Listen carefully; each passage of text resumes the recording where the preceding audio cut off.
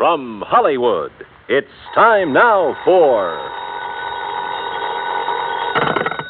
Johnny Dollar. Bert Major, Masters Insurance and Trust. Oh, hi, Bert. What's up? Poor little rich girl in California wants to take out a $200,000 straight life policy on her husband, with herself as beneficiary. A lot of dough, but not too unusual, if you can afford it. Effective in 2 weeks, and hush-hush, a surprise. But who'd want to... Why? Exactly. Nice piece of change for the company in commissions, or for her in payoff, if she's playing that kind of a game. You talk like you don't know her. Name only. Deal was arranged pending through her lawyer in Los Angeles. You could be out there in the morning, Johnny. All right, Bert. Who gives me the fill-in? Our agent out there, Roger Hackey. He'll meet you at International Airport.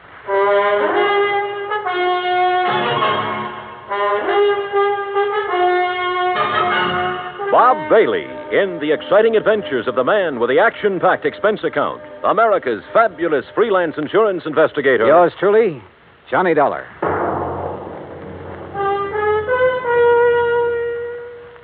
And now, Act One of yours truly, Johnny Dollar.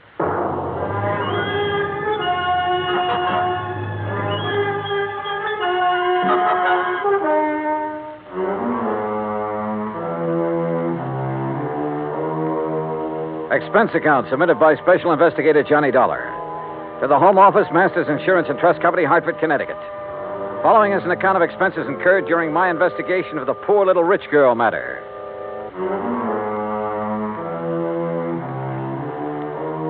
Expense account item 1, $280 round-trip plane ticket and incidentals, including sunglasses, Hartford to Los Angeles. I arrived, rested, ready, and right on schedule.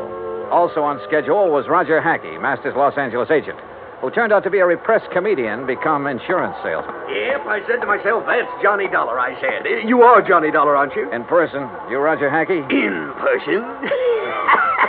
Say, you got the old feel, haven't you? Simpatico, we call it out here. Have a nice trip? Yeah. Good. Airplanes scare me. Don't like being up there in the wild blue yonder. Terra firma is my dish of tea. Slow but sure, they call me. Yeah, well, look. Now, if you'll just follow me, we'll jump in my jalopy, and I'll have you at the Beverly Hilton before you can say happy hooligan. You said. Huh? Oh, yeah. Well, here we go. Cloud of dust and all that.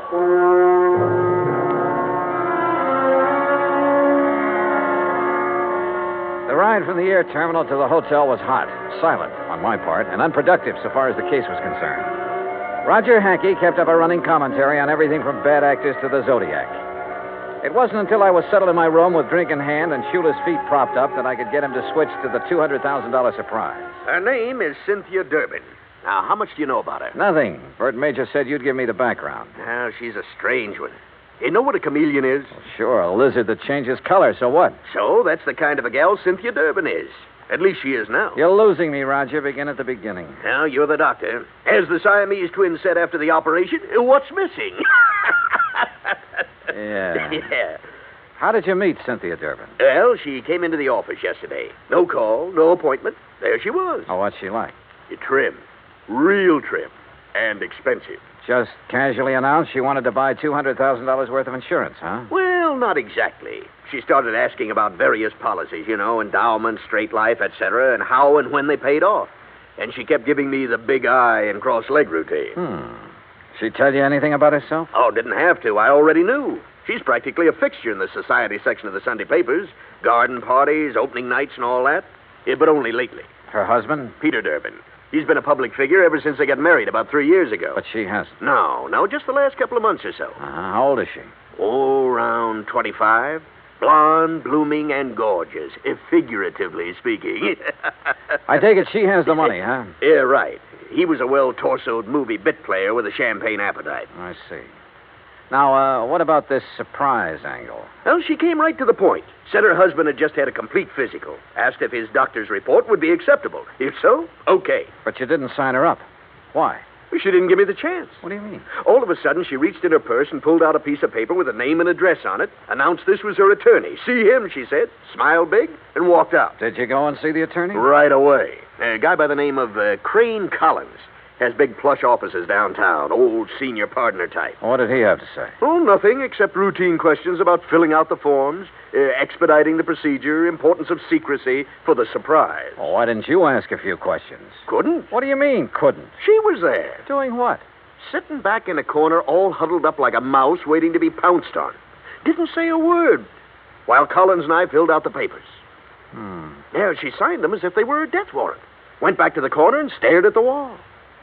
Now I see what you meant by that comedian remark. Yeah, she's too much for me. Yeah.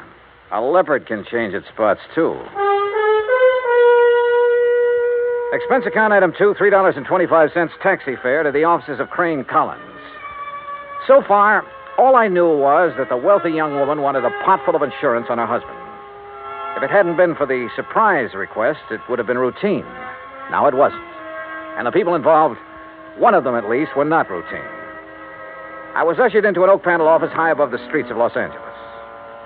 Good afternoon, Mr. Dollar. Mr. Collins? Your card identifies you as an insurance investigator, Mr. Dollar. I don't believe I understand. Cynthia Durbin is your client? Why, yes. You represented this client yesterday in the signing of an application for a $200,000 straight life insurance policy on her husband. Yes? I represent the company. Everything is in order, is it not? Insurance is a lot of things, Mr. Collins. A surprise to the insured is one of the things it isn't.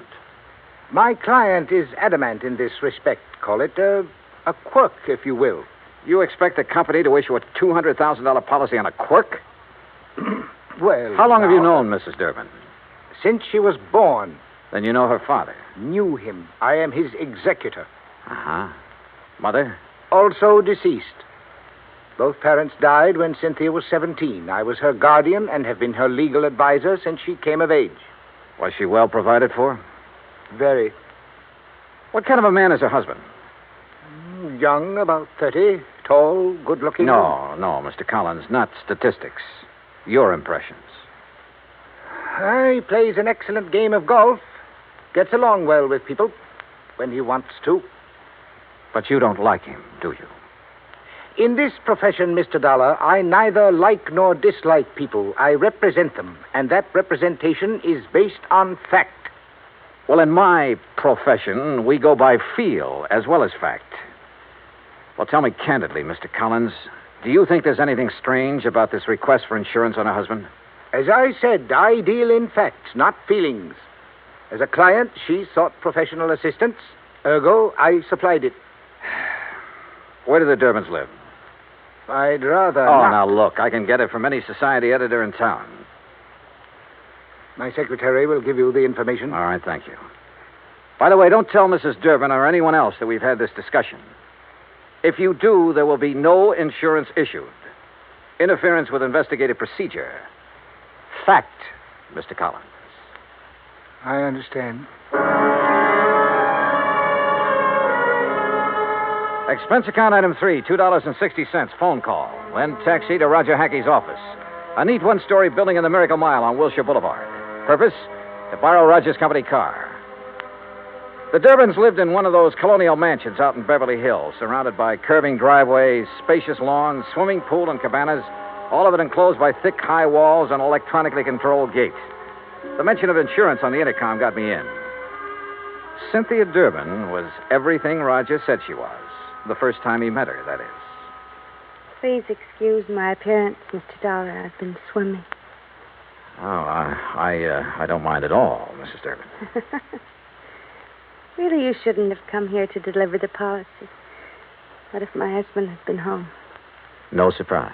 No, that would have spoiled everything. Well, may I have it, please? The paperwork has not been completed yet. Then what are you doing here? What do you want? Get to the point.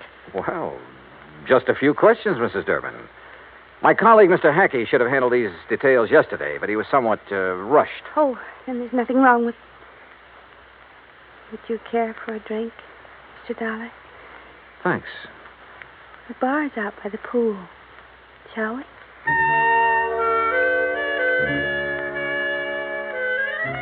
She was wearing a bikini and high-heel beach sandals, and she led the way. I was hoping it was 2 miles to the pool instead of the 75 yards it turned out to be. I mixed the drinks, and we settled down in a couple of sun lounges. Ah, those details, Mr. Dollar. Just formalities, actually. You're to be the beneficiary? Yes. That was discussed yesterday. Oh, yes, so it was. What does your husband do, Mrs. Durbin? He doesn't work, if that's what you mean. He doesn't have to. I have enough for both of us. Johnny. Yeah? Freshen my drink, will you, please? Oh, sure. Say, tell me, did you ever contemplate divorce? Divorce. Whatever makes you ask a question like that? Well? Of course not. We've had our differences. Minor ones. What couple hasn't? Yeah, I suppose you got a point there. Here you are. Thank you. Johnny, Why did you pick 2 weeks from today to be the effective date of the policy? isn't that my business? His birthday, Mrs. Durbin? What? Your husband, the surprise. Well, yes, it is, but all these questions... Plan to throw a big party for him? Yes. No, I don't know. Johnny... Your husband would be worth a lot more to you dead than alive, wouldn't he, Mrs. Durbin? Hand me that robe, please. Sure. There you are. But you haven't answered my question. I'm sorry, you'll have to excuse me. I have a headache. Terrible headache. Something was definitely wrong here. A girl of her age should have flared at my questions. Should have snapped back at me instead of blindly running away. Yeah, something was wrong, all right. But I'd seen what I'd come to see. Both facets of Cynthia Durbin's personality. And was one of them actually thinking in terms of murder? My job, find out.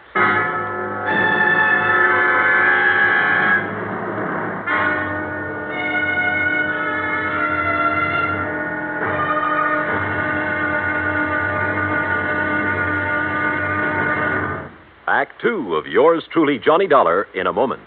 An interesting parallel hit me the other day. When a baby takes its first 3 steps, everybody is happy and gives a cheer for its progress. The same thing happens when a country takes important steps toward lasting world peace and freedom. That great American patriot, Benjamin Franklin, outlined 3 important steps in the drive toward a lasting world peace and freedom of mankind. The last and most important of these steps was, and is, to get the people of the world to talk to each other and to help each other. This is the essence of the people-to-people program that Americans have put into operation all over the world. It has been such a great success that it is beginning to work both ways. Not too long ago in Korea, Tom Lawrence, a yeoman in the United States Navy, lost his wallet on a street in Seoul. The wallet was found by a 15-year-old Korean boy who gave it to his father. The father promptly returned it to Lawrence with nothing missing. Tom Lawrence decided that this kind of honesty should pay off. He visited the 7 members of the Korean family and gave them 80 pounds of rice. He then promised to bring the family 50 pounds of rice each month he remained in Korea. The Korean father said, "I think this is much more than I deserve." Maybe it was, and maybe it wasn't. But who can put a price on better understanding among the peoples of the world? For through better understanding of each other comes an understanding of freedom, the right of all men, everywhere. And now, Act 2 of yours truly, Johnny Dollar, and the Poor Little Rich Girl Matter.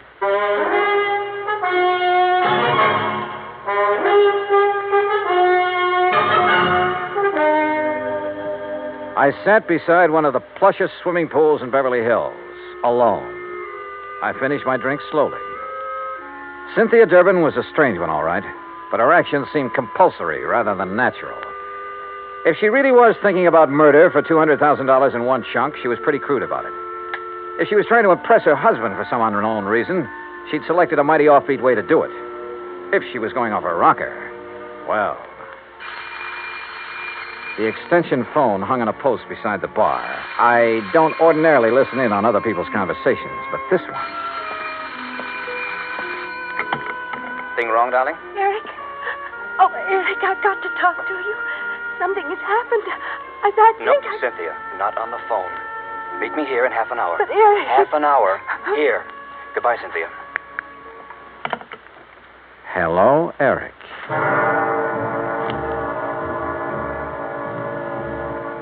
As I strolled to my car, nobody asked me to come back again sometime. Not that I expected it. I parked a block down the street, adjusted the rearview mirror, and got comfortable. A cigarette later, she came zooming out in a CAD convertible and headed my way. I've tailed a few cars in my time, but this kid was either scared silly or she'd learned her evasive tactics from Bull Halsey. I lost her in the first 10 blocks. So I drove Roger Hackey's car back to his office and prepared for the horse laugh I had coming. It came. She lost you, huh? Oh, that's a dandy, a real dandy. Hey, tell me, do you always laugh when you're about to lose the commission on a $200,000 policy? Yeah? Oh. Well, what are you going to do now, Johnny? Who is Eric? Well, he's not a brother, that's for sure. Oh, I don't know. You know, for 2 cents, I'd turn in a negative report and go on back to Hartford. Oh, wait now. You can't do that. This is a big deal. For you. For me, it's a pain in the neck. But you can't turn in a negative report just because she's got an extracurricular boyfriend. You don't even know who he is. And what about her husband? Yeah, what about him? Here. I got the dope right here. Today's paper, and it's a good picture of him. Read what it says. Peter Durbin, one of Los Angeles' better amateur golfers, plays out of Silver Oak Country Club where the State Open is being held this week. He's expected to finish in the top. Roger, what time is it? 4:30. Thanks. Huh? Hey, where you going? I'm going to try my hand at being a reporter. What? What are you talking about? Roger, I'm going to interview Mr. Peter Durbin for the Interstate Publicity Press Association. Huh? Expense account item 4, $2.40, cab fare to the Silver Oak Country Club, which nestled in a big ravine north of Sunset Boulevard, some 15 minutes from Roger's office. The last players were coming in for the afternoon round when I got there, and Peter Durbin was among them. I waited until after the radio and TV boys had got through, and then caught him in a corner of the locker room. Yes? Who are you? Johnny Dollar, Interstate Publicity Press. I'd like to ask you a few questions, please. Well, I've already given my interviews. Well, sure, I know, but this is feature stuff. Best part of the day. Does the gallery bother you? Stuff like that. Oh, all right, but make it quick. Yes, sir. Is your wife here? No, she never watches me play. Oh? Where is she now?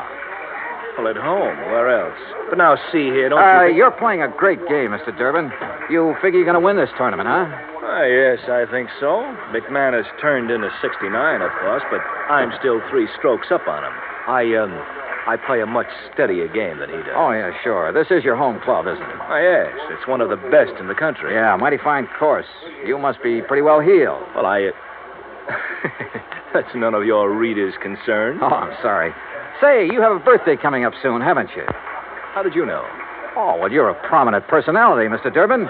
We keep a file on this sort of thing, on important people like you.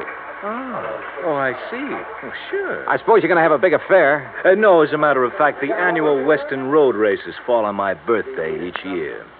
As a reporter, you should recall that I won both last year and the year before. Oh, yeah, sure. Well, happy birthday, Mr. Durbin, and good luck. Well, is that all you want? That's all I need to know. Thanks. Act 3 of yours truly, Johnny Dollar, in a moment. No folklore could be all boastful and dynamic. Some of it is about the man at the bottom of the pile. Like the one they tell of the traveler who just had to get across a river. He argued with the boatman, but that boatman wasn't about to move. Nope. Not with the spring thaw making it a mighty ugly river. The traveler was insistent. Finally, the boatman agreed. But it was going to cost a whole quarter to get across. But I ain't got but 15 cents. You gotta take me for that. Your regular fare's only 10 cents. The boatman stood firm. I ain't going, that's all. Anybody that ain't got but 15 cents, it just don't make no difference which side of the river he's on anyhow. Folklore belongs to every nation's legendary past. And I guess we Americans have our share of some good ones. Like the one about... but we'll have to save that one for the next time we travel your way. See you then. And now, Act 3 of yours truly, Johnny Dollar, and the poor little rich girl matter. Expense account item 5, $6 even. Taxi fare to the office of Attorney Crane Collins, with whom I could now agree on one point. I didn't like Peter Durbin either. It was 6:15 after hours when I entered the office of Collins, Douglas, Walsh, Hanley, and James. The senior partner was still there. His door was slightly ajar, and I heard voices, which stopped abruptly when I entered. Oh, Mr. Dollar. Rather late in the day, isn't it? I don't keep office hours, Mr. Collins. I'm very busy. Then I'll wait. Very well, as you wish. I wished, so I waited. But not for long. Because about 3 minutes later, Collins came out, carefully closed the door of his office behind him, and strode easily toward me, oozing his most charming professional smile. Now, Mr. Dollar, What can I do for you? Why didn't you tell me the first time I was here that Peter Durbin, in addition to being a first-class golfer, was also a racing enthusiast? Why, it just didn't occur to me. Do you know any insurance company in the world that would issue a $200,000 policy on a man who risks his life in a racing car? Then your company will not issue the policy? What do you think? Now tell me something. Who is Eric? Eric? That's right. Well? The name is not familiar to me. Now look, Mr. Collins, I have a feeling that even you will admit that withholding information in connection with a possible murder is punishable by law. Fact. I am fully aware of that, but I fail to see what that... What are you doing? You didn't invite me into your office. I just wondered why is all. Have you no ethics, man? Cynthia Durbin was in there a few minutes ago, wasn't she? Mr. Dollar. Wasn't she? If it is the intention of your company not to issue the insurance to my client, I will so inform her, and that will end the matter so far as you are concerned. Now, please be good enough to leave. You really don't know or care what's going on, do you? You're so wrapped up in the letter of the law that preventing a possible murder doesn't even occur to you. Another one of your feelings? Well, I don't have the remotest idea what you're talking about. Good night, Mr. Dollar. Good night, Mr. Collins. Expense account item 6, $9.50, cocktails and dinner. I should have written my report negative and hightailed it back to Hartford. But when you see in your mind's eye the possibility of a racing car careening off the road at 125 miles an hour exactly 2 weeks from now, you don't just stick to business and call it quits. Eric, wherever he tended bar, was the key. But how to find him? I was on dessert in the evening paper, giving my subconscious mind a chance to work it out when all of a sudden I was looking at it on the society page. Expense account item 7, $19, including taxi fare to Los Angeles Police Headquarters, where I had a pleasant chat with the captain on duty. Then a tuxedo rental in the same taxi to the Statler Hotel. A special pass let me in as guest at a crowded and bejeweled society benefit. Enjoying the party, Mr. Collins? Dollar, what are you doing here? Enjoying the party, too. Have Mr. and Mrs. Durbin arrived? You are the most annoyingly persistent individual I have ever... Please, no compliments. See you later. After a few minutes, I spotted her, dressed to the teeth. She turned suddenly and saw me. I expected surprise, chagrin, fear, most anything but what I got. Mr. Dollar, Johnny, I am glad to see you. I was such a bore this afternoon. Forgive me. Well, your exit was rather sudden. My headache's all gone. Isn't that wonderful? Fine. Will you dance with me? Pleasure. Dollar. That's such an exciting name. Is your husband with you tonight? No, poor dear. He's playing in a golf tournament and has to get his rest. You came alone? Yes. Don't you find it warm in here, all these people? Let's go out on the terrace, Sure. Why not? Once more, I was following her, and it was just as interesting as the first time. But my mind and eyes were elsewhere. Somewhere in this crowd was the Eric I was looking for. He had to be. Then I spotted him, 35, big and broad, hawk nose, circling toward the terrace from the left. She threaded her way to a potted palm in a far corner of the terrace, turned and looked at me. Her eyes were feverishly bright in the moonlight. She was beautiful. You're a very charming man, Johnny. I wish... You wish what? Do you find me interesting? You haven't answered my question. Oh, I find you interesting, Cynthia. Who is Eric? Harry. The man you went to see this afternoon after you left me. This afternoon. You know who I'm talking about. Because you and Eric, I don't know how, were planning to kill your husband 2 weeks from now and collect $200,000 insurance. 2 weeks from now in the road race. Make it look like an accident, no doubt. No, Eric! No! I ducked and whirled around as a fist grazed past my ear and brought up one from the floor with all I had. Oh! Cynthia stood there a moment, then quietly folded up and lay on the floor in a heap, sobbing. Oh, there you are, Dollar. What have you done to this poor girl? And that man? Very simple, Collins. I've been combining feel and fact.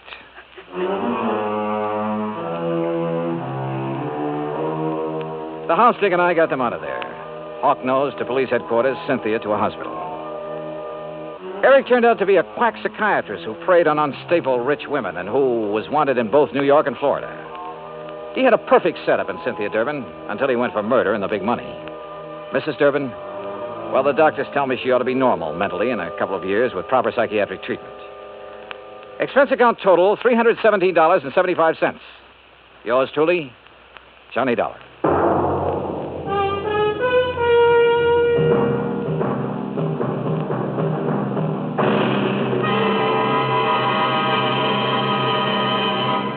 Our star will return in just a moment.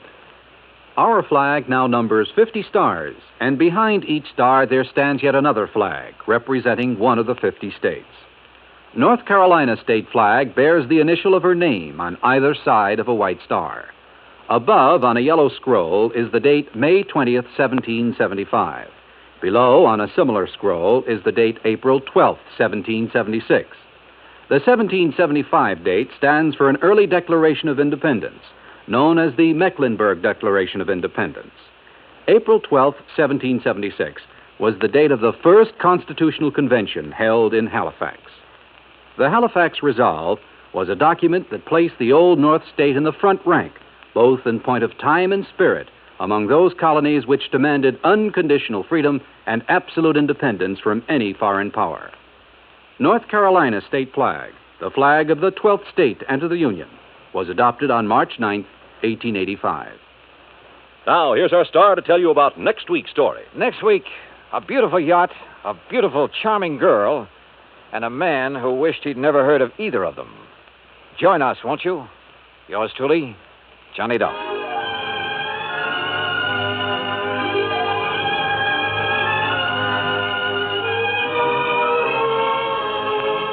Yours truly, Johnny Dollar, starring Bob Bailey, originates in Hollywood. Written by Alan Botzer, it is produced and directed by Jack Johnstone. Heard in our cast were Virginia Gregg, Herb Ellis, Frank Nelson, Marvin Miller, and Peter Leeds. Be sure to join us next week, same time and station, for another exciting story of Yours truly, Johnny Dollar. This is Bud Sewell speaking.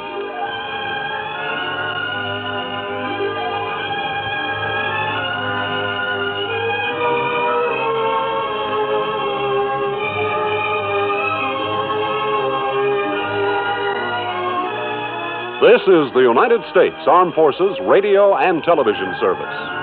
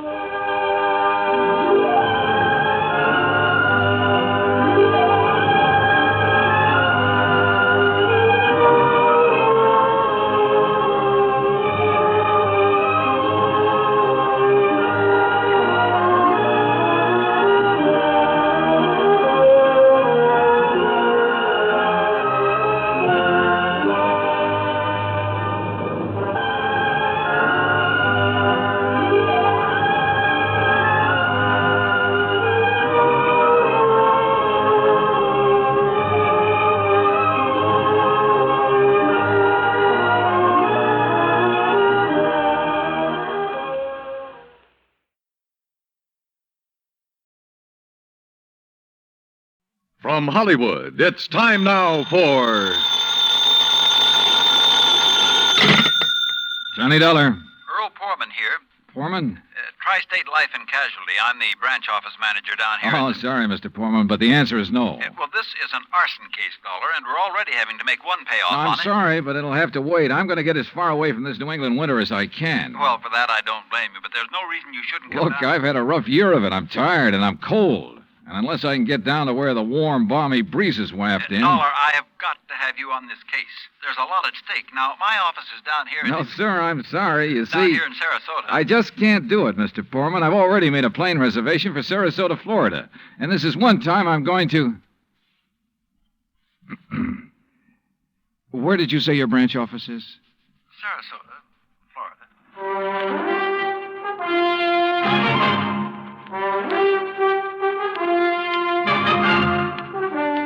Bob Bailey in the exciting adventures of the man with the action-packed expense account. America's fabulous freelance insurance investigator. Yours truly, Johnny Dollar.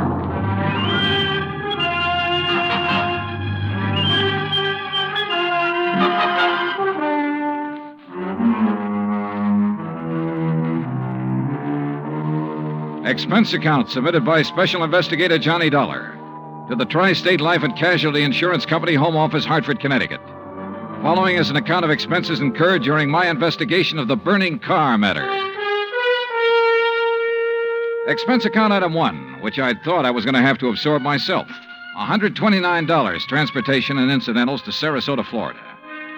It was nearly 5 p.m. when I got there, so instead of checking into a hotel, I taxied, that's item 2, $1 even, I taxied to Earl Poorman's office in the Conroy building.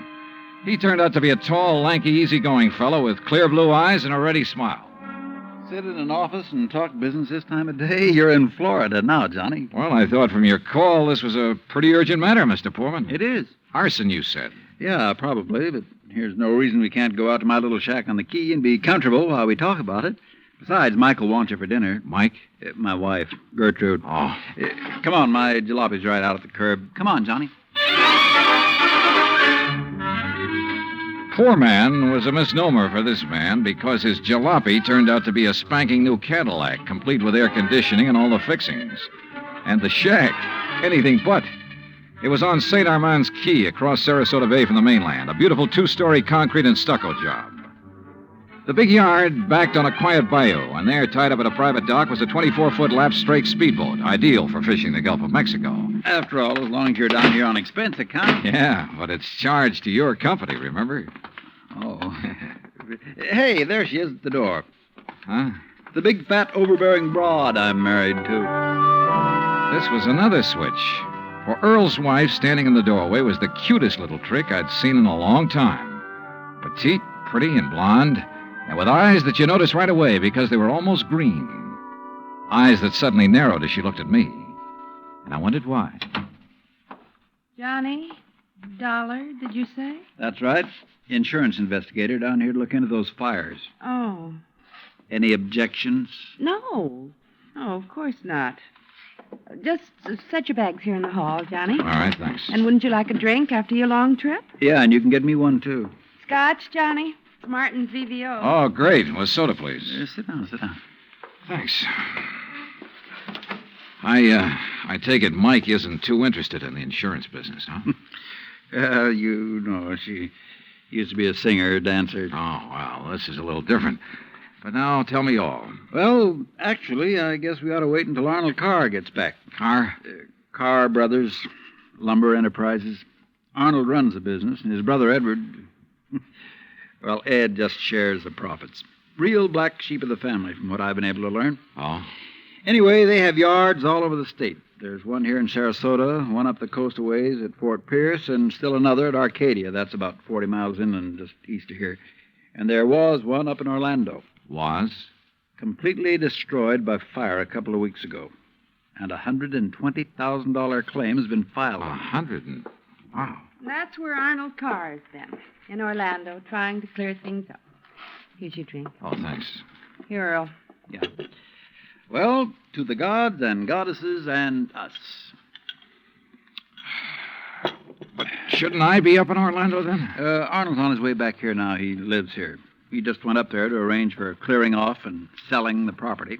You mean he's planning to just pocket the money? If Tri-State pays off, I mean. Looks like it. But I take it you suspect arson. Yes, Earl suspects arson, Johnny, and so does Arnold Carr. At least he says he does, but they have no reason. No? How about the other fires? Or attempted fires? Oh, where? At Arcadia, for one, but they got it out in time. At least that's the way Arnold Carr reported it. The way he Let tells me tell it, Mike. Oh. There was another at the yard here in Sarasota. Arnold himself discovered it one night when he was just driving around.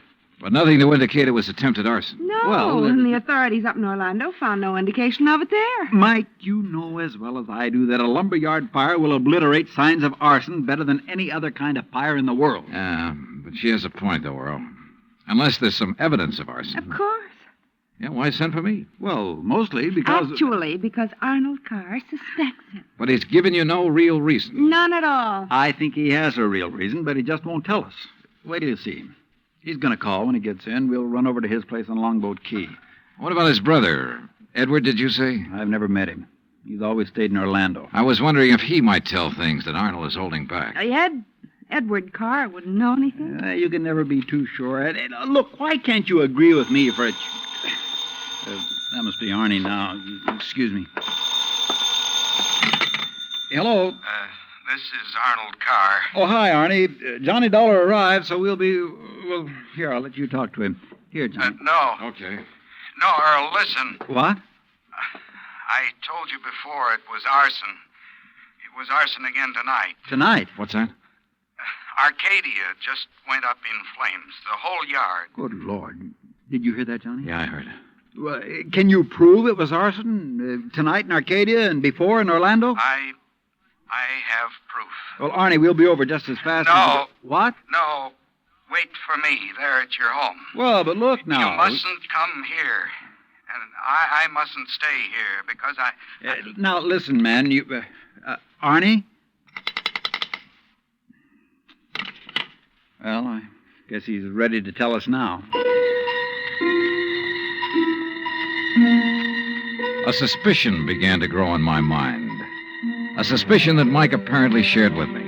That Arnold Carr himself might be responsible for the fires. After all, he was the only one who had seemed to know about the two unsuccessful attempts. He himself had planted the idea of arson. He'd lost no time in filing claim for the Orlando burnout. But Earl said I was wrong. Arnold was too honest a man. Earl had also said we were only 15 minutes from Carr's home. So when half an hour passed, we called him back. Got a busy signal. After the fourth try, the three of us took off in Earl's cab. As we pulled into Carr's driveway, we could see him through the picture window, sitting at his desk, telephone in hand, apparently engrossed in a call. Then, as we walked up to the door, I noticed something else. Arnold Carr looked enough like me to be my brother. Maybe that explained Mike's reaction when she first saw me.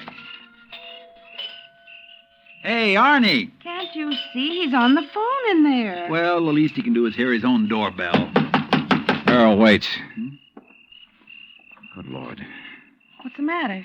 Through the window. Oh, no. Earl? Stand back. Earl, for heaven's sake, what is it? Couldn't you see from out there? No, what's wrong? Oh, Well, Johnny? Right through the forehead, Earl.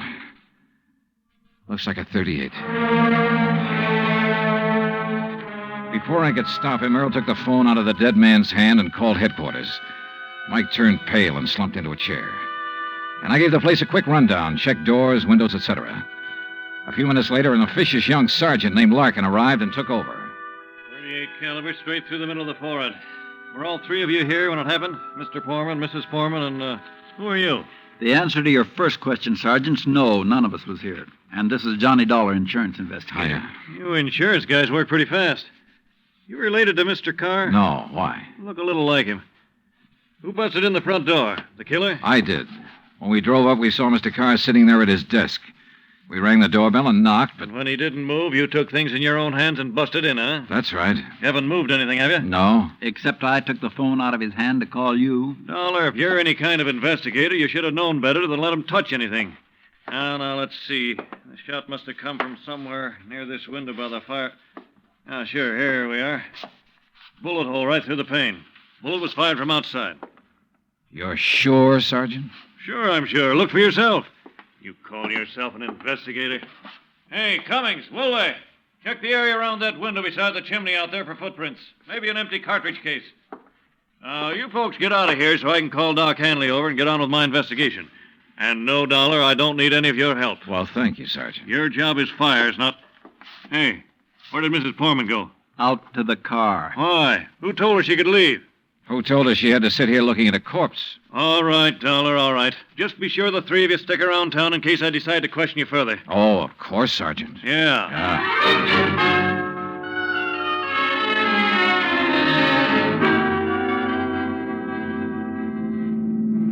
Not shot by somebody standing outside? What do you mean, Johnny? Oh, I spotted that bullet hole in the window, too. So? I also noticed there were no particles of glass on the inside sill. But there were some on the outside. Yeah. The shot that made that hole was fired from inside that room to make it look as though it had come from outside. Then somebody was in there with Arnold Carr. Yeah. Either somebody he'd let in or who had normal access to the house. And he had to stop Arnold from talking about the fire in Arcadia. Hey, how much do you know about his brother, Edward? Nothing, really, outside of what Arnold told me. Was either of them married? Family of any sort? Arnie wasn't, but Arnold's death means Edward will own the business, then. Well, yes. And he lives up in Orlando, scene of the first big fire. Yes, very good heavens. Johnny, you don't think his own brother... Where can I rent a car? Take Mike's Chevy. It's in the carport at the house. But what are you going to do? Drive up to Orlando by way of Arcadia.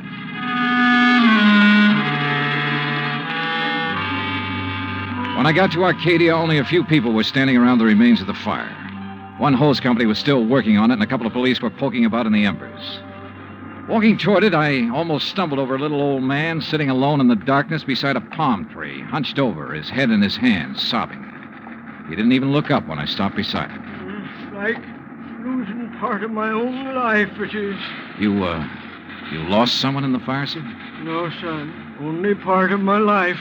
I helped build up that yard, me and Mr. Arnie. Arnold Carr. All along, he's been worried about it.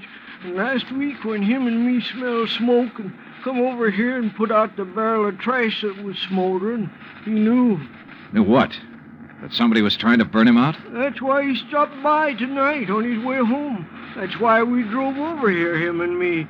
And I brought my gun just in case. Yeah. Well, we got here too late. It was already blazing. And when he seen the automobile pulling away... What auto? Yes, Frank, he said to me. I knowed he was the one trying to burn me out, he said. Who, old-timer? Who do you mean? He didn't say. Then he called the fire department. That car that pulled away, what was it? Just a auto, big white Buick. But he tied it in with whoever set the fire. All he said was, I knowed he was the one. Do you know who it was he meant? Well, he told me even if I did know, I should never tell. Even the police. Well, who do you think it was? Break my word to Mr. Arnie? Never, son. All right, look, old man, I'm sorry to have to tell you this. Mr. Arnie's dead. What? But he can't be. He was... You. Huh? Maybe you thought in the darkness I would know you. But I do know you. Oh, now, just a minute, old-timer. If Mr. Arnie's dead, it's because you killed him. What? Just like you set the fires. No, I'm not who you think I am. And I'll kill you. That's what I'll do. Put down that gun. I'll kill you.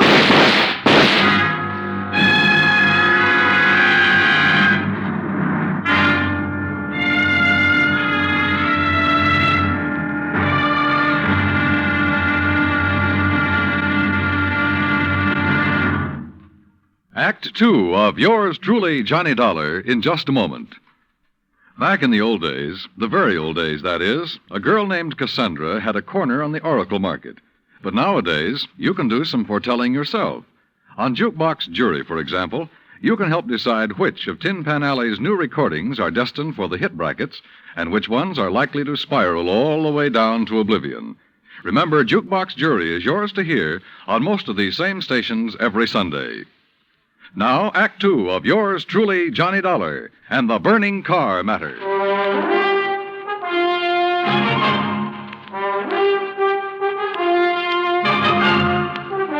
Expense account, item 3, $5.15, gas for the borrowed Chevy to keep me going to Orlando. Either the old man's eyesight was bad or he was just a lousy shot. Either way, it was okay by me. I hated to slap him down, but there was no point hanging around Arcadia trying to explain things to the local authorities. So after making sure I hadn't really hurt him, I appropriated his gun and took off fast. He'd thought I was someone else. Even I had noticed a family-type resemblance to myself in Arnold Carr.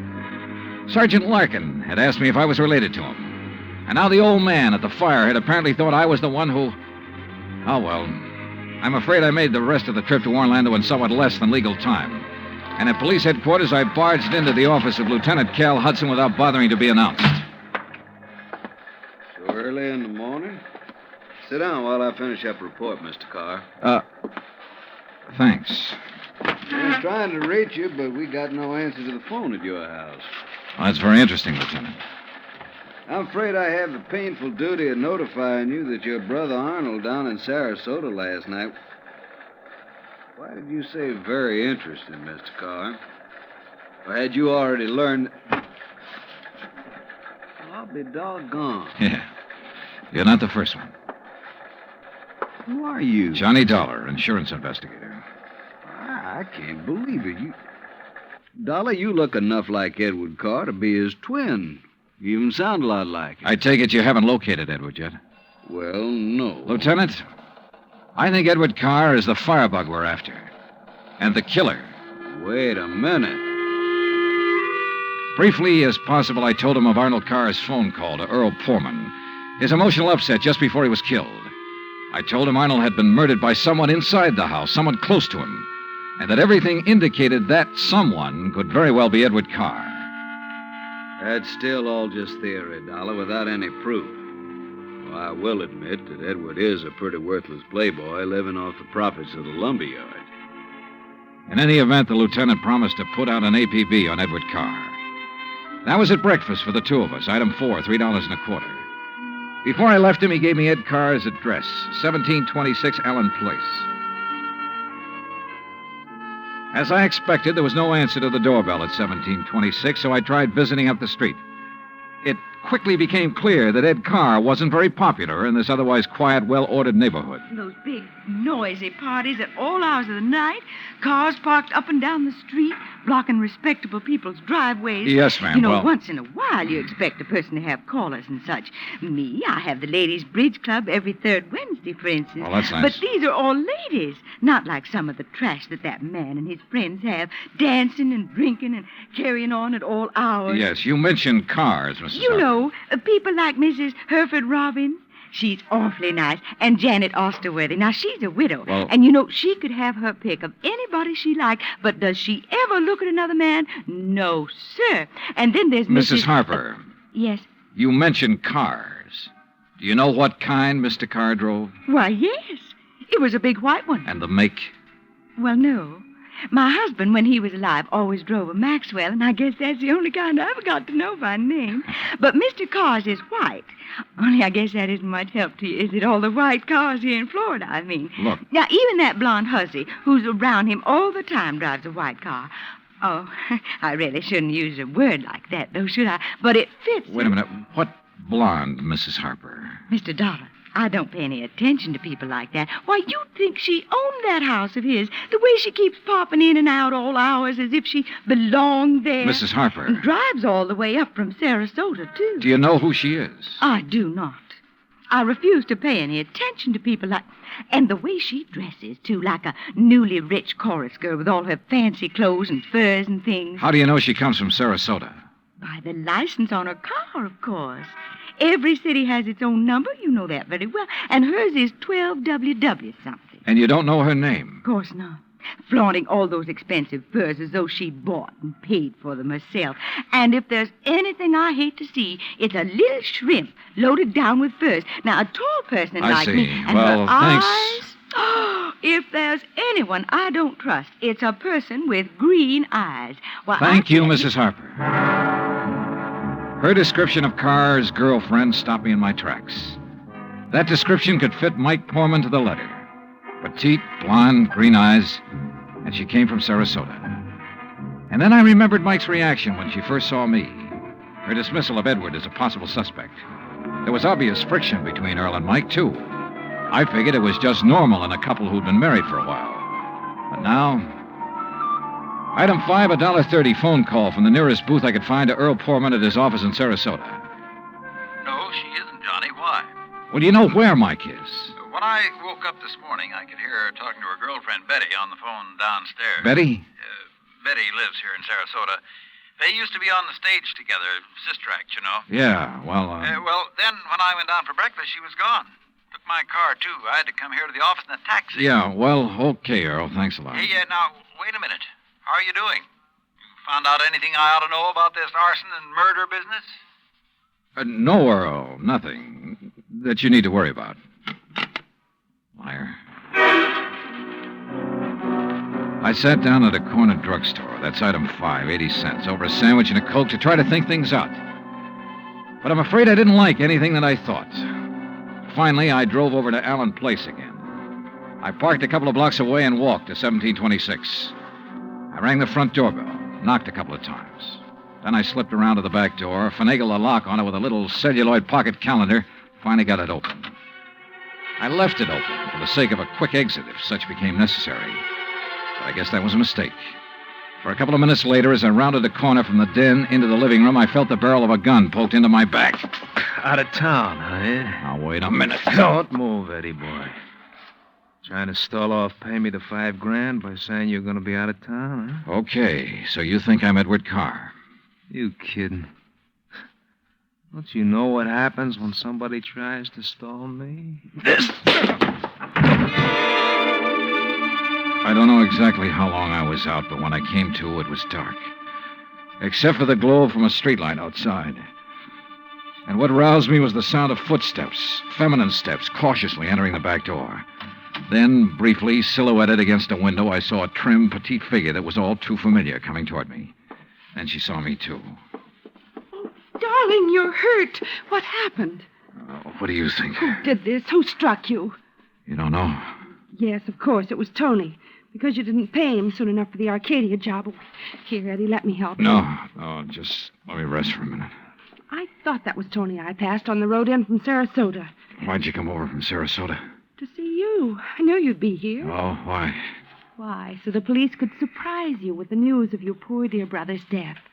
But why did you come to the house? Because I hoped you'd come here, I guess. Eddie, you should have waited until I could raise the money to pay off Tony. You mean for killing Arnold, too? Of course. No. Are you trying to say you didn't kill Arnold? But I saw you from outside in the Buick. You'd swear to that, wouldn't you? I don't know what you... Eddie, you sound like you don't trust me. We're in this thing together. Yeah, you sure of that? What are you talking about? Whose idea was it to knock off Arnold? But you had to. When he saw you at Arcadia, he knew that you were having the yards burned up. That's the way you figured it from the beginning, wasn't it? Now, look, baby. First burn up the lumber yards and collect the insurance on them. Then convince me that you and I should have it all by putting Arnold out of the way. But you had to kill Arnold. I don't understand you, Eddie. Yeah. And I wish I didn't understand you, Mike. Mike? Come on. Let's turn on the light. No. No, somebody sees us. Eddie, you... Who are you? Are you kidding, Mike? Wait a minute. Who are you? You're that insurance investigator, Johnny Dollar, that Mike told me. Let me out here. Oh, no, you don't. You're staying right here. Mike Poorman's sister, aren't you? Well? Oh, sister. So we once did a sister act before she married that Poorman guy. Now, let me go. Not by a long shot. You may as well, Dollar. What? Eddie. Don't move, Dollar. Get his gun, Betty. Get it. Yeah, sure. Here, Ed. Good. Ed Carr, huh? That's right. And you know we do look alike, you and me. Yeah, sure. Enough for Betty here to have told me all I need to know. Don't believe him, Eddie. He's lying. I heard, No, baby. Eddie, I thought it was you. Don't you see? Sure.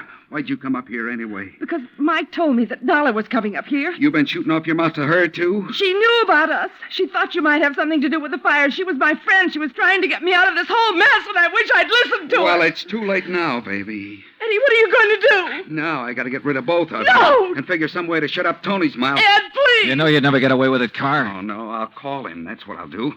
Yeah, Betty, and he'll come here to get his money. Then I'll call the police, see? Tell him to come right away. Tell him I found out about you having Tony start the fire. What? That's right, that you had him burn up the yard so there'd be even more money for you to bleed from me, like all the dough you got from me already. You're crazy, Ed. I'll tell the police to meet me here. And when they come in, it'll just be in time to see me kill Tony in self-defense. After getting here too late to save you, I'll tell them. You're out of your mind. They'll check that gun of yours so fast. And that'll prove it.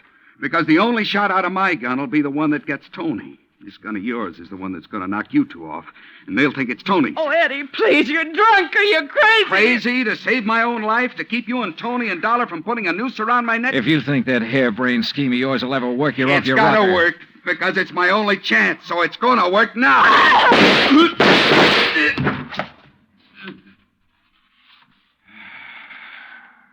Thanks, Lieutenant. I'm afraid I was too late to save her, Johnny. Mm-hmm. Yeah. But Eddie Carr will live to face a jury. What brought you here, anyhow? I did, Johnny. Mike, stay there.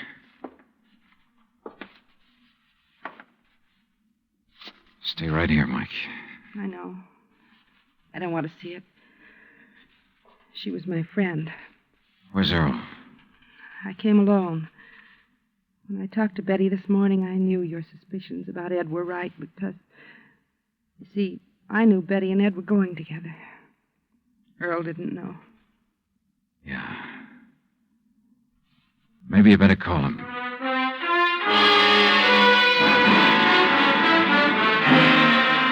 Expense account item 6, $9.80, gas and incidentals for the drive for the two of us back to Sarasota. Remarks? Betty, of course, has already paid for her part in the deal, and I guess it's pretty obvious what'll happen to Ed Carr and Tony Ricardo. The insurance money in the Carr estates will be distributed according to Florida law. Further remarks, the apparent friction between Earl and Mike was only part of a normal married life. They're a pretty nice pair. Oh, and I thoroughly enjoyed 3 days of fishing in the Gulf, thanks to Earl. Expense account total, including all the incidentals I could think of, $385.26. Yours truly, Johnny Dollar.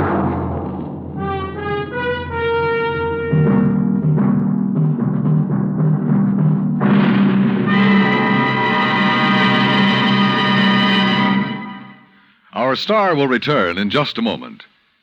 You don't have to be an efficiency expert to figure out that it's easier to lend your support to several worthwhile fundraising campaigns all at once than it would be helping one campaign at a time. That kind of efficiency is yours to enjoy through the United Community Campaigns. CBS Radio hopes that when the United Community Campaigns are underway in your town, that you'll remember how much good you can accomplish with one gesture of support. Now, here is our star to tell you about next week's story. Next week, a case with a real twist. One that I think will just about tear your heart out. Join us, won't you? Yours truly, Johnny Dollar.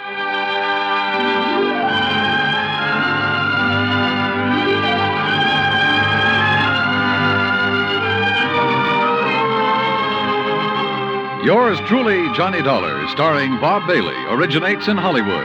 It is produced and directed by Jack Johnstone, who also wrote tonight's story. Heard in our cast were Virginia Gregg, Harley Bear, Victor Perrin, Bob Bruce, Harry Bartell, Vivi Janis, Tony Barrett, and Junius Matthews. Musical supervision is by Amerigo Marino. Be sure to join us next week, same time and station, for another exciting story of yours truly, Johnny Dollar. Dan Cubberly speaking.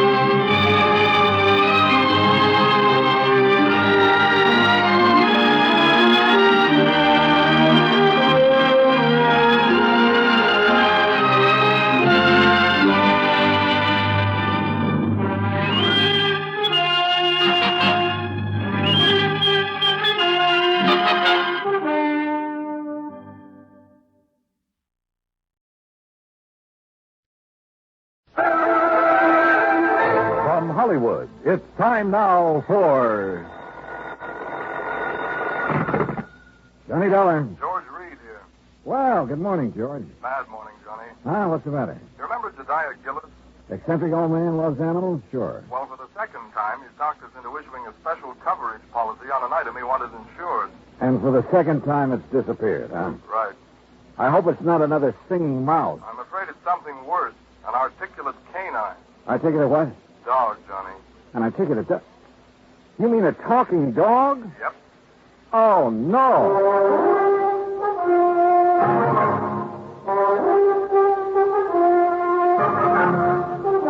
Bob Bailey in the exciting adventures of the man with the action-packed expense account. America's fabulous freelance insurance investigator. Yours truly, Johnny Dollar. Different. I didn't know about mice. I do know about dogs. And I've never heard one yet that could say anything but rough. Well, maybe you haven't, but Michael Murphy has. Michael Murphy? Iron Mike Murphy, vice president of Milford Steel. Oh, what's he got to do with this? Well, he's the former owner of the articulating canine. Gillis bought the dog from him? According to this application, he did. When did it happen? Well, about 3 weeks ago. First I heard of it was when Gillis called from New York asking for the coverage. How much insurance does he have on the credit? The maximum we'd allow, $7,500. 75? Oh, no, George. That's hardly worth my time. I can't make any commission from a small policy like that. Why don't you pay him off and forget it? I'd like to, Johnny, but it isn't that simple. No? No. Since you found his mouse, Gillis thinks you're some kind of a miracle worker. No, Pied Pipey, I mean. Or Pie-eyed something or other. Anyway, the boys upstairs have agreed to let you write your own ticket again, providing... Yeah? Providing you locate the dog. Or in the event you don't, you pacify Gillis. Keep him happy so that he doesn't cancel his other policies. And if I can't do either? Then you wind up with your regular commission and expense account, which our auditors will check and double-check. A real sucker bet. But okay, George, you've got yourself a deal. Expense account item 2, 85 cents cab fare back to my apartment. Item 3, $26, transportation Hartford to New York City, including cab fare to the Statler Hotel. By the time I checked in, changed my shirt, it was 8:30. I picked up the phone and called the number George Reed had given me.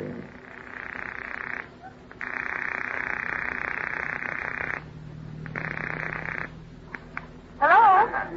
May I speak to Mr. Gillis, please? Johnny Dollar. Dad told me you were coming. Well, hi. Hi, is that all? I guess this is Marion. Yeah, no. I had a hunch your father was staying at your place. Do you have my address? Sure have. 514 East 51st Street. Apartment 4C. Yeah. Now, you get right over here before everyone leaves. Everyone? Who all's there? Well, just friends. It's a celebration. What kind? I'll tell you when you get here. Now, hurry. Right. Expense account item 4, $1.70 taxi from the Statler to the East 51st Street address. The entrance to the building faced toward Beekman Place, and one side of it looked out over the East River. I could hear the noise from apartment 4C before I stepped off the elevator. Marion had a good many friends, which figured because of her blonde hair, gray eyes, and a few other... Well, yeah. I pressed the buzzer and waited. I was about to press it again when a door opened further off down the hall. Hi. Oh, Marion. Here, Johnny. I hope you don't mind sneaking in through the kitchen.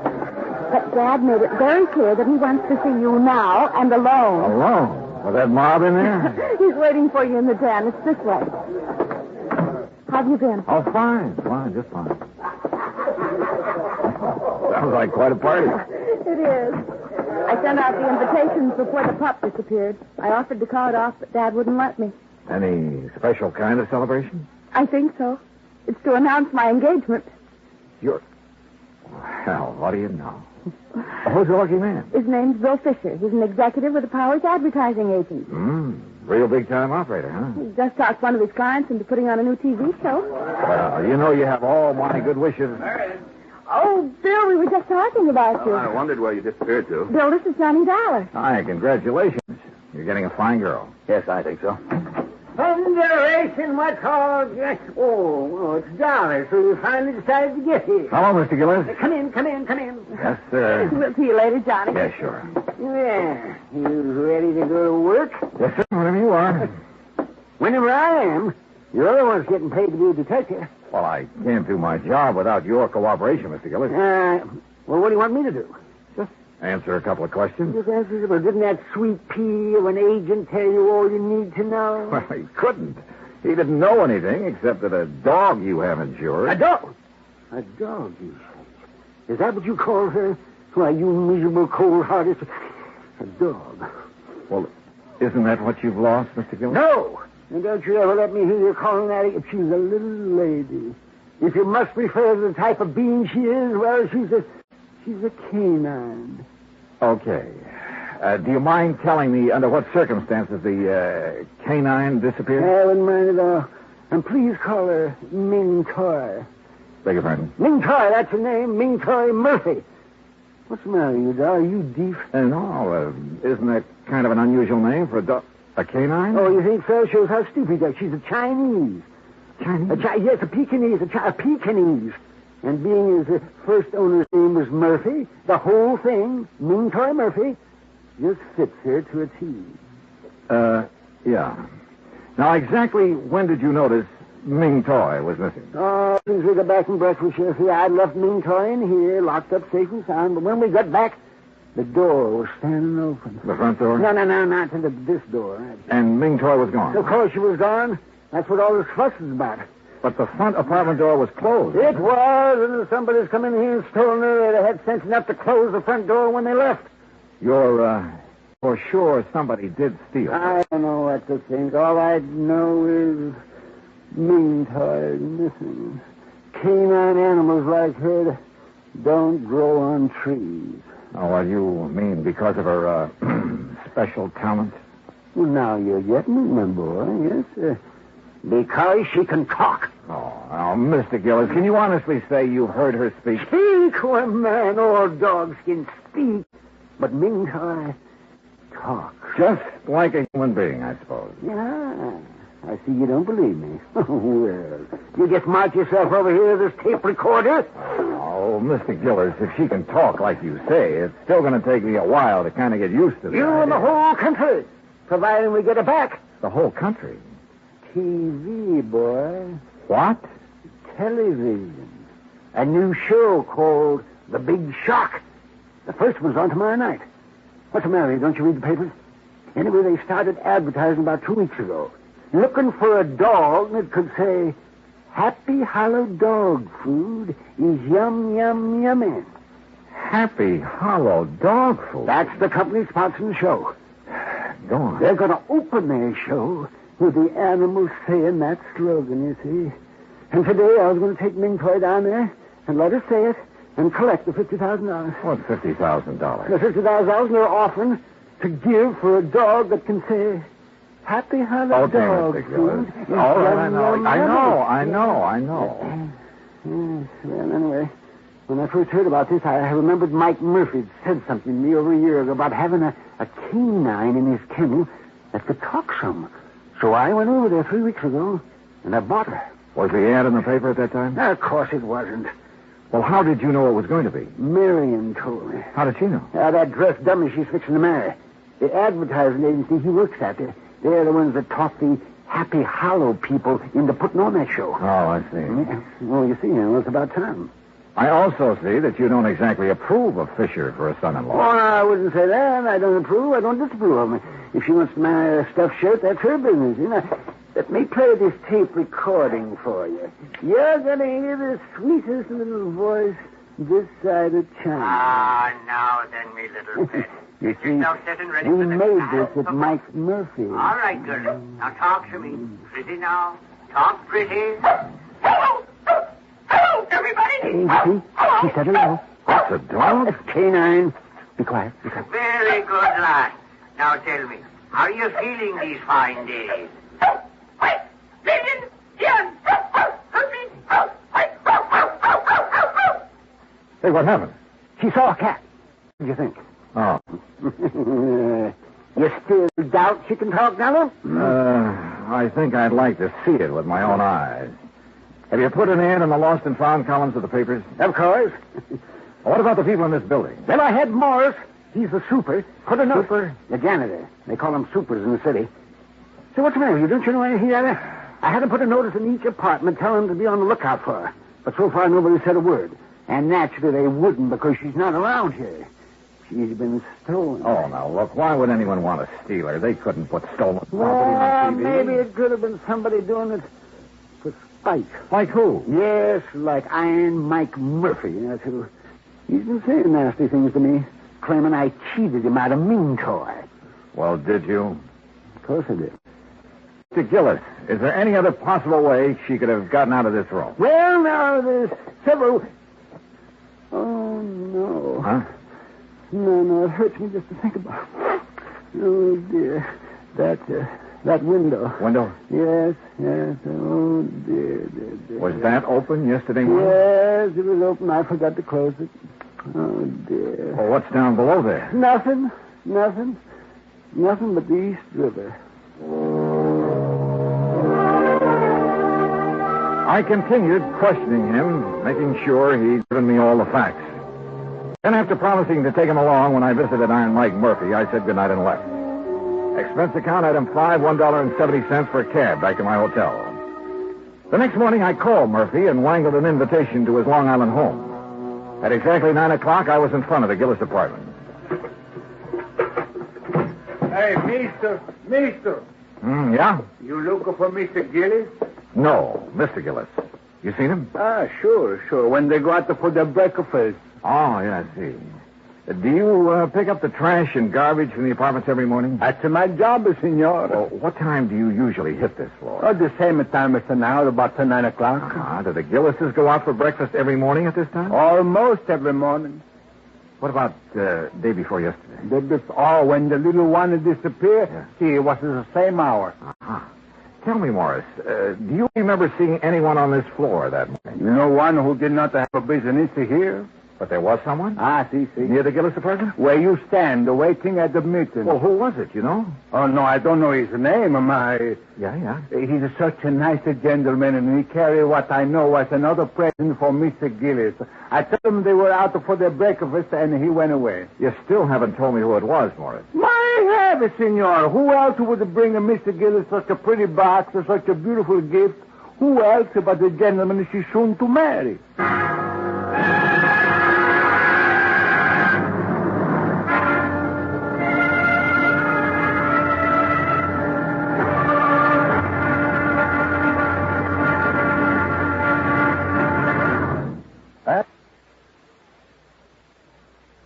Now, Act Two of yours truly, Johnny Dollar, and the Ming Toy Murphy Matter.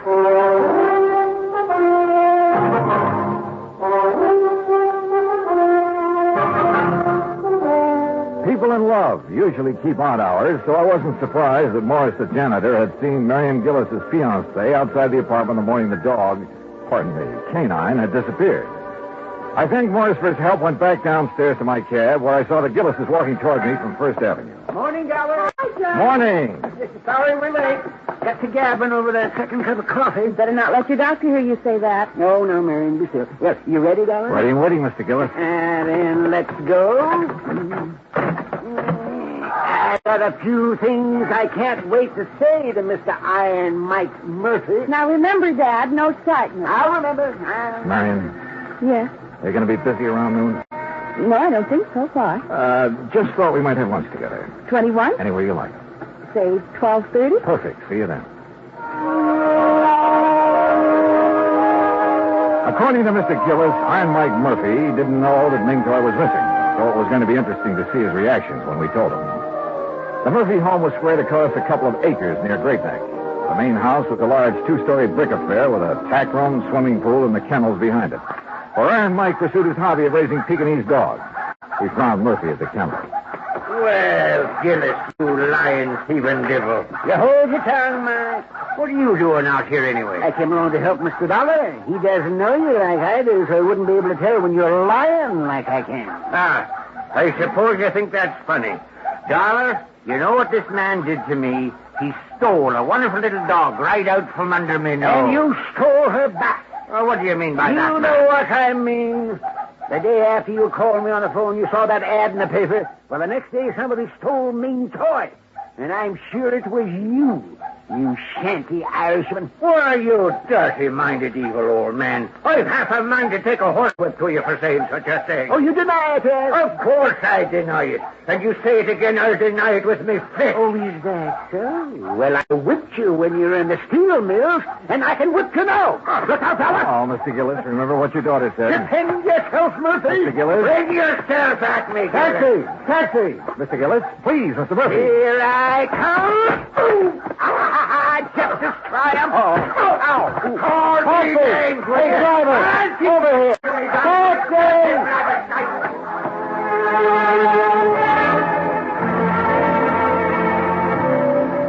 When it was over, Mr. Gillis had a black eye and Murphy a bloody nose. Gillis and I went back to town. Kid there $12. That's item 6. After seeing Mr. Gillis safely to his apartment, I went across town to the 21. Marion arrived. We were shown to a table, and I told her as quickly as I could what had happened at the Murphy home. Johnny, you know Father isn't supposed to get excited. I know. He knows. And I tried to stop him, but he went... so upset over losing Ming Choi or anything else. Well, especially something as strenuous as a fight. Well, it might prove to be too much. Oh, he's all right, believe me. Well, I'll call him in a few minutes to be sure. Marion, this morning while I was waiting for you to come back from breakfast, I had a talk with Morris, the super at your apartment. No? Yeah, he... Marion, darling. Oh, darling. well, I told Bill to join us, Johnny. I hope you don't mind. No, of course not. Sit down. No, thanks. Johnny's been out all morning with Dad. Oh? Hunting for the dog, huh? That's right. Any luck? I'm not sure. Excuse us, Bill. But what does Morris have to say, Johnny? Oh, it wasn't important. Don't try lying to me, Johnny Dollar. I know you too well. Now, you tell us, what did Morris have to say? Bill, the morning the dog disappeared, you were at Marion's apartment, weren't you? Of course he wasn't. Bill? Day before yesterday? No. You sure? Positive. I was in my office all morning. What time did you get there? You remember? Yes, we've been very busy lately getting the big shock ready for the air. It was about 8:45. Your secretary will swear to that? Naturally. Johnny, what's this all... Excuse me. Where are you going? I'll make a couple of phone calls. Be right back. I called Bill's office, spoke to his secretary, and of course he had lied. Instead of going back to the table, I took a cab to my hotel, made a couple of more phone calls, and waited. About 40 minutes later, Bill Fisher called and asked me to meet him in a bar near Rockefeller Center. You like a drink, Johnny? No, thanks. Not right now. No? I figured you'd be thirsty. You've been such a busy little boy. What do you mean? You know what I mean. Calling my secretary, then calling the Happy Hollow people to find out whose idea it was to advertise offering $50,000 for a talking dog. Oh, I wouldn't be ashamed of having that idea if I were you. It's a good one. Except for one thing. It was meant strictly for the publicity value. Nobody ever heard of a dog that could really talk, so I guaranteed them their $50,000 would be safe. Go on. See, it was tough enough getting the Happy Hollow people to put a show on TV in the first place. They really don't have that kind of money. And if they'd had to pay out the $50,000 on top of everything else, well, that would be it. We'd lose their account. I'd lose my job. Uh-huh. So what did you do with Ming Toy? Well, naturally, since she could talk, I had to get rid of her. You understand that, don't you? How did you get into the Gillis apartment? That was easy. I'd been there the night before. When I left, I slipped the latch so the door wouldn't lock. When they went out to breakfast the next morning, I went in. I was going to put her in that box and carry her out, but she put up such a fuss, I just tossed her out the window.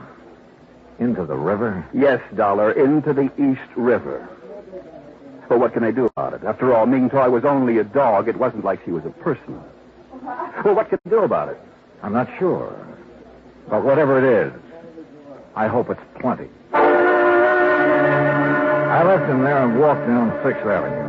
When I reached the corner of 51st, I called Marion and asked her to meet me in a little park near her apartment building. Somehow I told her, as simply and directly as I could. Well, it's kind of funny, isn't it, Johnny? I don't know. Isn't it? Sure. If I hadn't met Bill, none of this would ever have happened. Dad would still be feeling chipper. I might have been engaged to somebody else. Maybe even a nice guy like you. And why do things like this have to happen? I don't know, Marion. I just don't know. We were about a block away from her apartment when we heard the ambulance. We watched it turn into 51st Street, then stop. Then we were running. Johnny, it's Dad, I know it. No, you don't know any such thing. Oh. All right, folks, all right. Now keep back. Give the men room to work. Johnny, they're not going into the building. No, they're doing something out there in the middle of the street. Officer!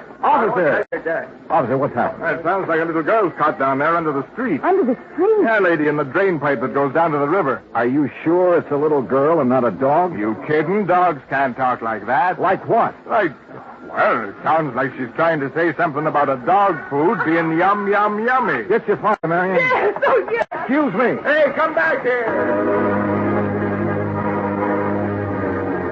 I joined the power and water men who had lifted up a manhole cover and put down a ladder. It didn't take us long under the street, just a couple of minutes. Then we climbed back out again.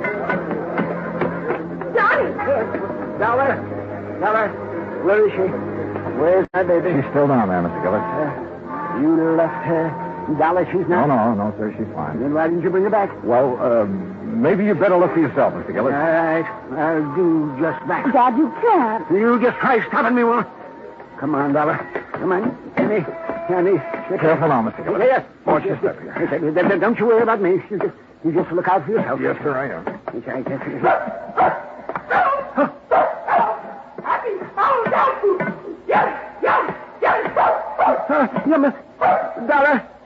Dollar. Do you hear? She's saying happy hollow dog food. Yes, sir. By George, boy. Here, let me down here. Where is she? Where's my little sweetheart? This way, Mr. Gillis. Hello, you little rascal, you. Yummy. Careful now, Mr. Gillis. She's under this water pipe. This one I Yes, sir. You'll have to stoop down to see her. What's that mooing sound out? She. Well, I'll be jigs with it. Puppies, Dollar. Yes, sir. 6 of them. Yes, well, that little rascal. Puppies. So that's why she disappeared, huh? To have her family. Oh,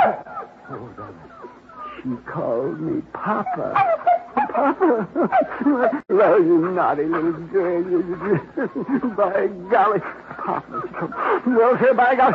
Well, who'd have thought? I guess Ming Toy did, sir. Yes, he must have. Yes, indeed. Oh, Papa. Look, Johnny. I'm a grandfather.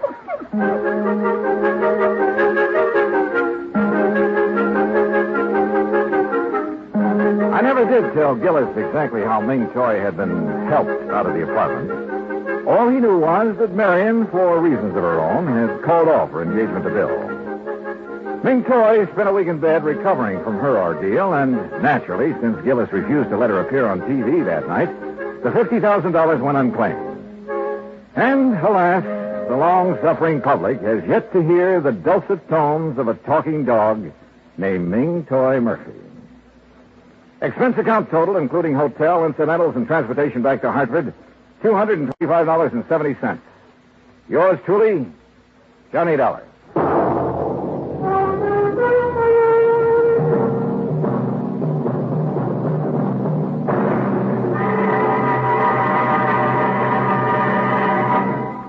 Now, here is our star to tell you about next week's story. Next week, a vessel that was lost at sea suddenly turns up, thanks to the true love of my gay young life. Join us, won't you? Yours truly, Johnny Dollar.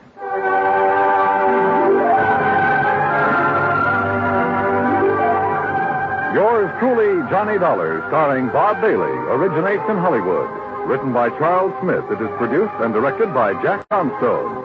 Heard in our cast were Virginia Gregg, G. Stanley Jones, Herb Ellis, Joseph Kearns, Jay Novello, Bill James, and Howard McNear. Musical supervision is by Amerigo Marino. Be sure to join us next week, same time and station, for another exciting story of yours truly, Johnny Dollar.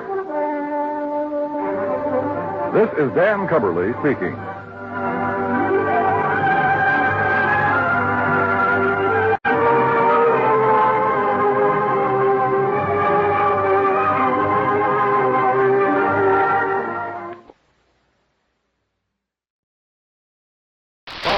Hollywood. It's time now for... Johnny Dollar. Crutcher, Mr. Dollar. Lester Crutcher at Continental Insurance Company. Oh, how are you, Mr. Crutcher? Tell me, are you familiar with the Priest Expedition collection? Priest Expedition? Some of the relics, artifacts of considerable archaeological import that were excavated from the ruins of the city of Ur in the valley of the Euphrates. What? Findings from the temple erected to the god Baal, which proved of such historical value to students of the ancient Babylonian civilization. You know. Yeah, I certainly don't know. But what about it? We carry some special insurance on that collection. And what's happened to it? Nothing yet. But I think you'd better come over and see me. Right away. Okay, Mr. Crutcher. Why not?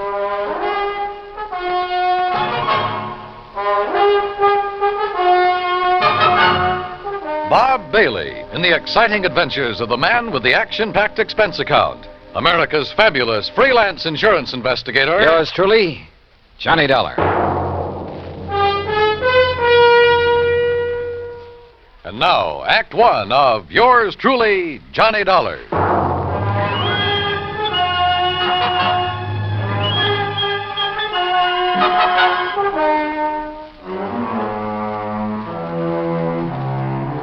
Expense account submitted by Special Investigator Johnny Dollar to the Continental Insurance Company, Hartford, Connecticut.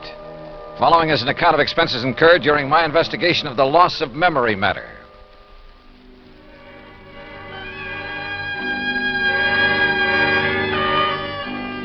Ancient Babylonia, Crutcher had said. So on the way down to his office, I stopped off at the library for a good look at the encyclopedia. And I learned that what was once Babylonia is now a part of the country of Iraq, one of the hot spots in the Middle East. Good. There might be some action, even international intrigue. On a map, I found the location of the long-forgotten city of Ur. The confluence of the Tigris and Euphrates River near the Persian Gulf was where it was. Romantic names, all of them. And not too far away, the exotic city of Baghdad. Yes, at long last, a trip to the Middle East. Middle East? Well, that's what the map said, Mr. Crutcher. Near west is more like it, Dollar. Huh? You must have misunderstood me. The relics from the temple of the god Baal I mentioned are presently in the little town of Lakeview. Lakeview? Yes, right here in Connecticut. I guess I did misunderstand. They're owned by a Mr. Alvin Peabody Cartwright, who, I might venture to say, is a crackpot of the first order, but who happens to have placed a great deal of insurance with us on his life, property, art collection, and so forth. I see. You mentioned a priest's expedition collection. Of rare scrolls and tablets, principally, taken from excavations along the bank of the Euphrates River. Some of them over 4,000 years old, all of them of great historical and archaeological value. Here, this is a relatively unimportant piece that Mr. Cartwright gave to me some years ago. Well, what is it? What does it look like? Well, like a tiny sort of sofa pillow. Only it's made out of dried mud or some... Hey, wait a minute. There are a lot of tiny marks on it. Hieroglyphics, Dollar. Those are a perfect example of the cuneiform writing that was used by the ancients. Oh, what's it say? Has anybody deciphered it? It's a receipt for 24 fat sheep, 12 oxen, and 12 goats that were taken to the temple for sacrifice to the great god Baal. Well, how about that? Does the whole collection consist of stuff like this? Yes, and of priceless scrolls made of papyrus and leather. You've heard of the Dead Sea Scrolls? Oh, yeah, sure. That throw so much light on biblical times. Yeah, they've had a lot of publicity in time and life and so on. Yes. Those in the priest collection cover much of the history of the Canaanites and Phoenicians. And you've insured the collection? It's this way. Mr. Cartwright has decided to sell it to the museum here in Hartford. Has promised them that his stepson, Alfred Hocking, who lives with him, would deliver it to them today. But now he's suddenly worried to death that something will happen to it en route. So? So, to keep him happy, we've issued a $20,000 transit policy. Well, then what's he worried about? Now he demands a guard for it, too. Well, doesn't he trust his stepson, this Alfred? Who knows? Who knows what old Cartwright thinks, whom he trusts. Well, now look, And after all, $250 plus whatever expense account you can dream up for a couple of hours' drive in the country. But of his own... Oh? Well, sure, why not?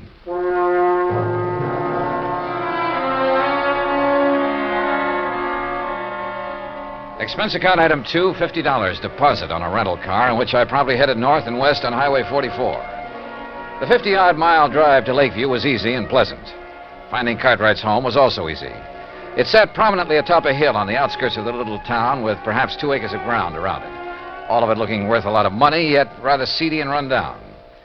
Alvin Peabody Cartwright himself greeted me at the door. I take it you're Mr. Dollar. That's right. Mr. Cartwright? Let me see your credentials. Oh, well, yeah, sure. All right, here you are.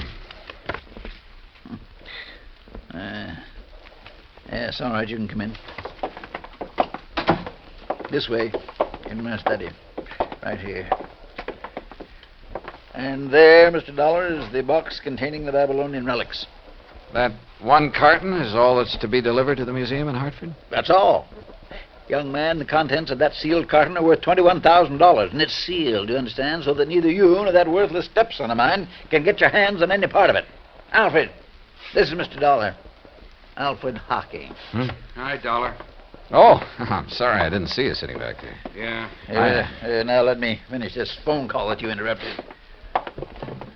You still there, Mr. Waring? All right, now. Huh? Yes, he finally got here. Dollar's his name. That's right. Shall I sit down? Yeah, sure.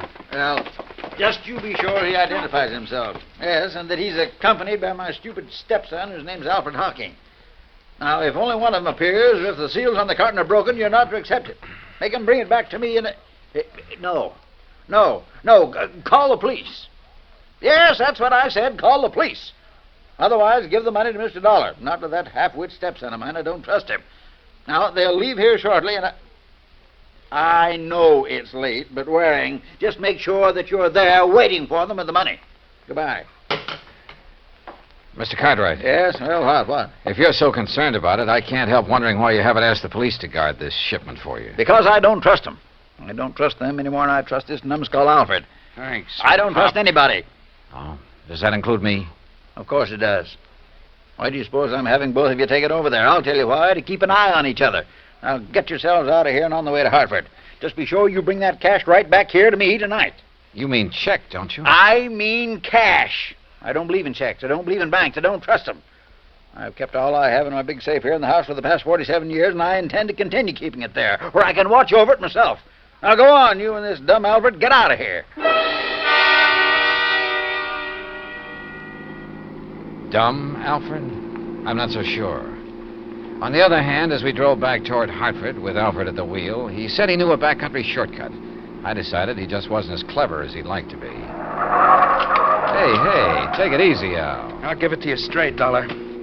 I'd hoped the old buzzard would let me make this delivery alone. Because believe me, if he had, he'd never see 1 red cent of that 21 grand we're going to pick up. I take it you and your stepfather don't get along too well. That's putting it mild. But I'm telling you, boy, that once I figure a way to relieve him of his dough, he'll never see me again. $21,000. Boy, that would get me so far away from here, I tell you... You, been living with him long? All my life. The crazy old Scrooge has never let me have any money of my own. And me, I got a right to blow myself, have a little fun, as much as anybody. Well, maybe he thinks you ought to work for it. Hey, now, you better slow down, Al. Work, did you say? When he's got more than he'll ever be able to use stashed away in that old safe in the cellar?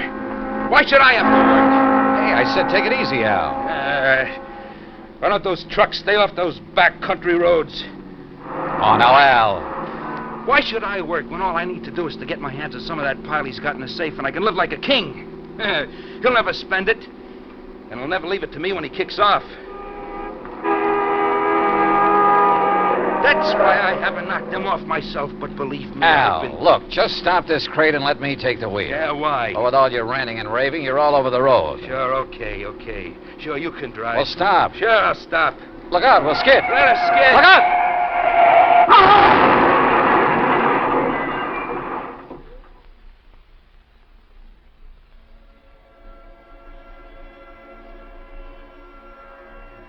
There was a long period of deep, dull blackness, without sound, without feeling. And then, slowly, hazily, the light came back, but it wasn't clear. Everything seemed very confusing, very vague. I was conscious of a terrible throbbing in my head, and then it slowly passed, leaving only a dull ache The strange and helpless feeling of not knowing who or what or where I was. Until the shadow of a man rose from the ground beside me. It slowly took definite form as it wavered for a moment, then stood over me. How about you, boy? Back to the world again? World? Yeah, you really hit that windshield frame. Here, let me help you sit up.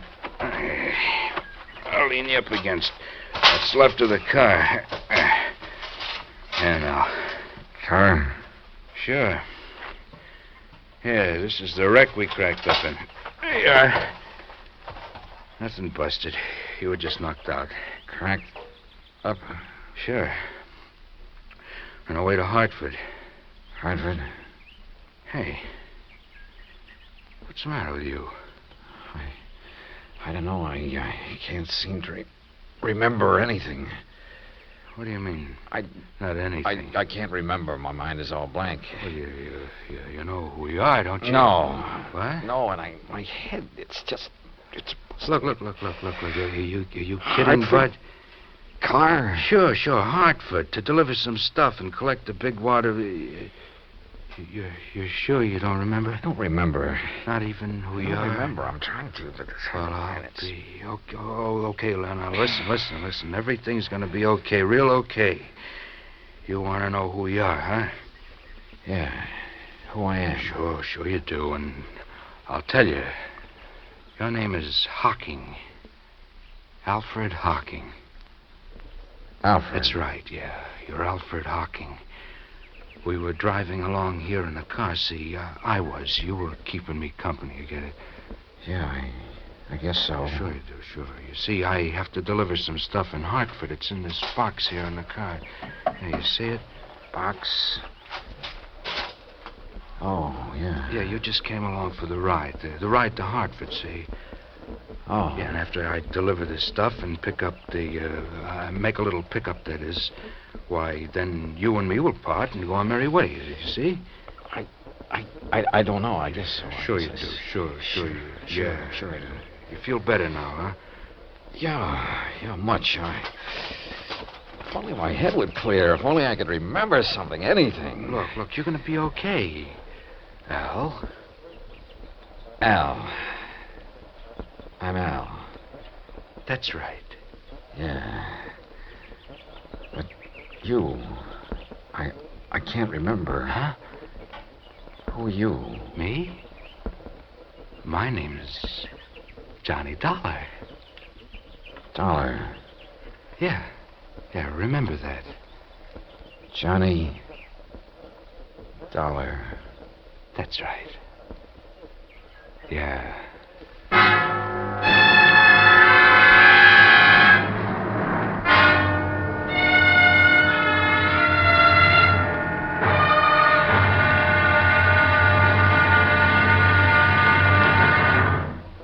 Act two of yours truly, Johnny Dollar, in a moment.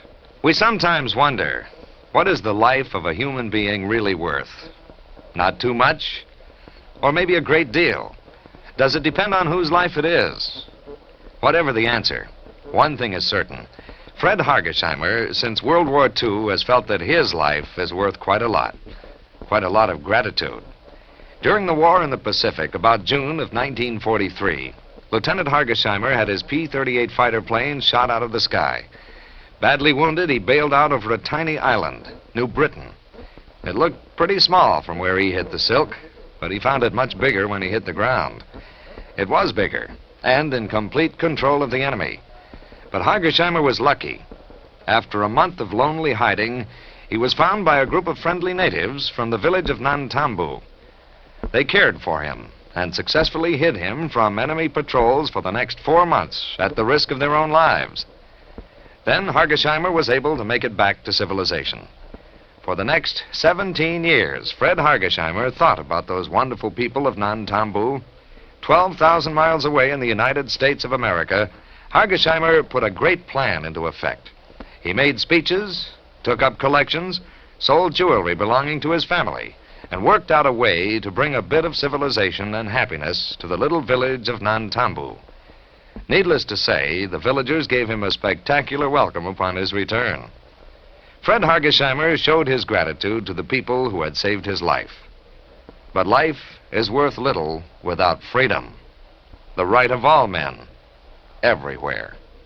Now, Act Two of yours truly, Johnny Dollar, and the Loss of Memory Matter.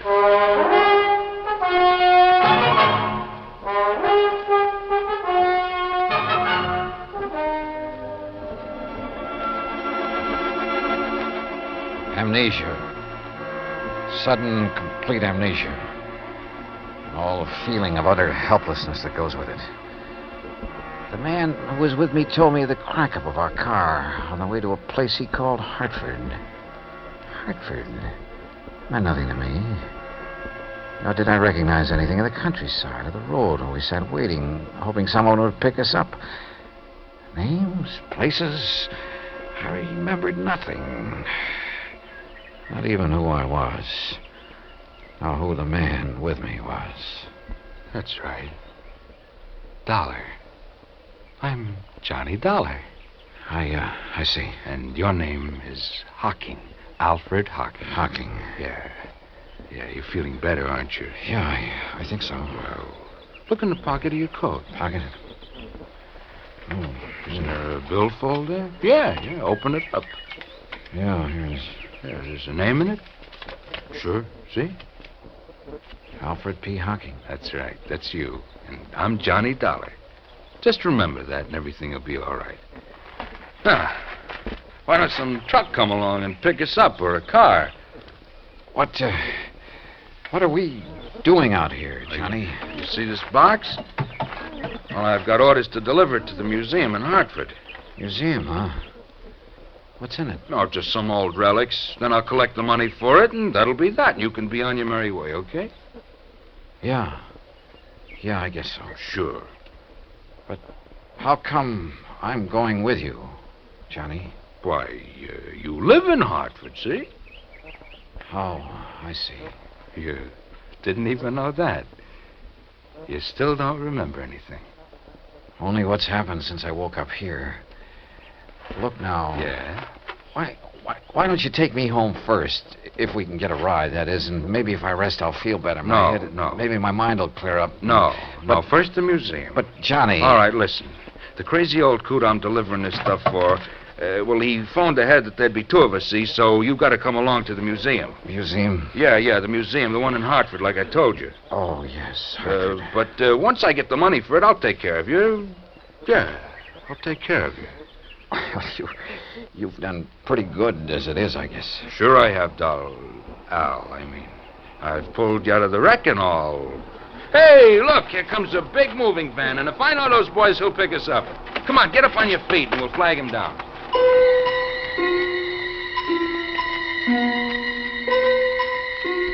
The helpful driver of the big cross-country truck picked us up and was all for getting me to a hospital before anything else. But my companion, who called himself Johnny Dollar, assured him he'd do it as soon as our mission was accomplished. So the driver agreed to take us directly to the museum Johnny had mentioned. Johnny Dollar. The name had a strangely familiar sound, but I couldn't remember. Finally, in the city, they told me it was Hartford. We pulled up in front of a large, rather imposing granite building. You sure somebody will still be there waiting to meet you, mister? It's getting pretty late. Don't worry, driver. There'll be somebody, all right. Okay, but you sure you don't want any wait and take your friend Al to a hospital? Like I told you, the minute we're through here, I'll take care of him. Come on, Al. Sure. Thanks, driver. Yeah, thanks. It's okay, boys. If I couldn't give somebody in trouble a hand, I'd have no business driving this rig. 20. Here's your package. Oh, thanks again. Now, come on, Al. Okay, Johnny. I'll do all the talking, and you just remember who you are. Sure. Let me help you carry that. You just push the bell button there beside... Well, it's about time. Which of you is Mr. Dollar? That's me.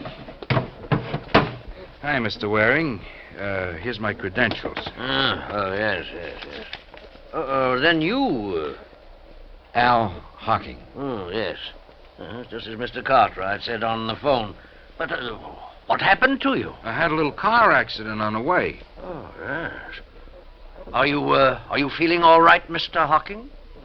Well, Oh, sure. I'm going to take care of him as soon as we leave here. So, if you don't mind, you've got something for me, haven't you? Of course. Seals are still intact. Sure are, in spite of the accident. Oh, very well. If you'll step inside, I'll give you the money. Good. Come on. Al. I must confess my bewildered mind was somewhat puzzled by what happened next. Mr. Waring opened a small wall safe and handed my companion a package.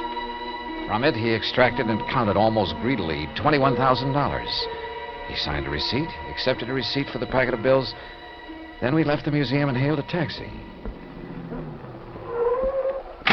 Hey, buddy, you know a drive-your-own-car place that's still open? Sure do. Then take us there, and there's an extra fin for you if you step on it. Right you are. Johnny, can't the cabbie take me home first? I said I'd take care of you, didn't I? All right, now, don't ask any questions. We haven't got time. Maybe I had lost all memory. Maybe my mind was befuddled, confused, the pain in my head nearly driving me out of whatever sanity I'd retained. Nonetheless, I had a strange feeling that things weren't what they should be. Still, my friend, this Johnny Dollar who'd saved me from the wrecked car, if only I could remember things from before we cracked up. There was something strange, too, in the way he slowly, painstakingly signed the application for the drive-your-own-car, looking carefully all the while at the license he pulled out of his pocket. Then a few minutes later, we were on the road again, and we were heading, according to the highway signs, out of town and toward a place called Danbury on Route 6. These rental cars could stand a little souping up. Look, Johnny, I thought you were going to take me home. I am. But you said I live in Hartford. Listen, if I know that stepfather of yours, the sooner we get out of the state. What? What were you going to say? Nothing. Now, listen. I got to get you to a hospital, see, and the best one I know is over the line in New York. You want to get your memory back, don't you? Yeah, sure, but now look, Al. Huh? What'd you say? It's funny. I called you Al. What's funny about it? Sure you aren't beginning to remember things, huh? How about it? I wish to heaven I could.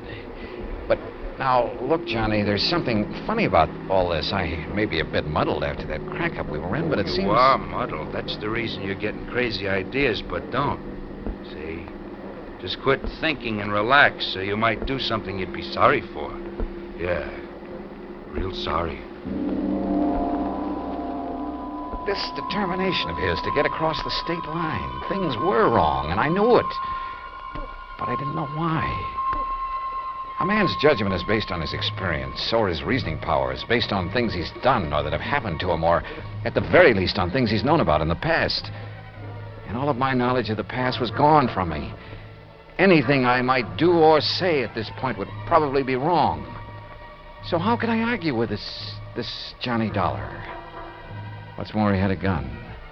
I'd felt it in his pocket when he bumped against me. Perhaps if I had a gun, I could stop him. Demand an explanation. I felt that I should. Why? I didn't know why, but somehow. Johnny? Yeah? Why are you so anxious to get into another state? I told you to get you to a hospital. Now shut up. Oh, listen to me. Don't ask questions. Just leave everything to me. Well, why is driving all this distance, 50 or 60 miles now, better than if you'd taken me to a hospital or doctor back in Hartford? I told you to stop asking questions. Yeah. Johnny, why do you carry a gun? Why shouldn't I? Don't worry about it. Are you supposed to? Sure. I got a permit, so forget it. Let me see it. Hey, what is this? Later. Now. Later, I said. Then I don't believe you. All right, then here. Look in this card case. I looked in Johnny Dollar's card case. His driver's license, business cards that said he was a freelance insurance investigator. And again, something vaguely familiar stirred in my cloudy mind. You find it yet? And then an identification card with thumbprint and snapshot. And the picture was not of the man beside me. Instinctively, I leaned over to look into the rear view mirror, to look at myself. But he pulled the gun from his pocket, and before I could do it, he struck me hard across the head.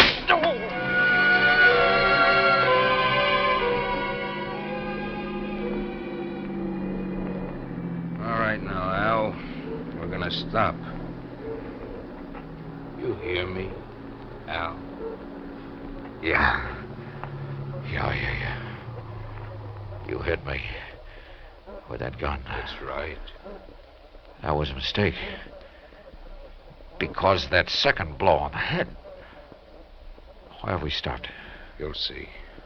You see, you gave me an idea about this gun. Get out. Sure. Why not?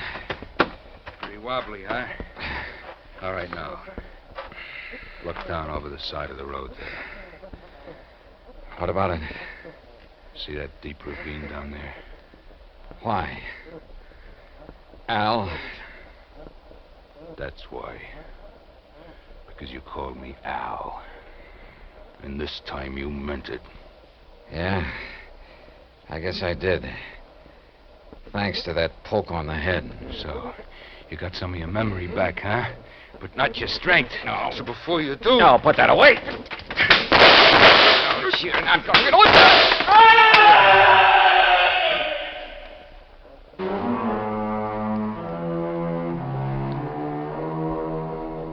Expense account total so far, $95 even, including doctor bills. Repair bill on rental car is still to come, and strangely enough, old Cartwright is perfectly willing to pay it and any other expenses that may be involved. He's a changed man with his chiseling stepson out from underfoot. Also, I'll be required to appear in court against Alfred Hocking, and there'll be expenses involved there, too. The extra $500 Cartwright insisted I take doesn't go in this account since it came out of his own pocket.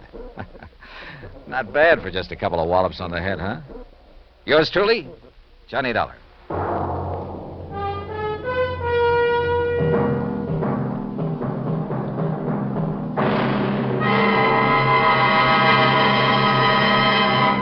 Now, here is our star to tell you about next week's story. Next week?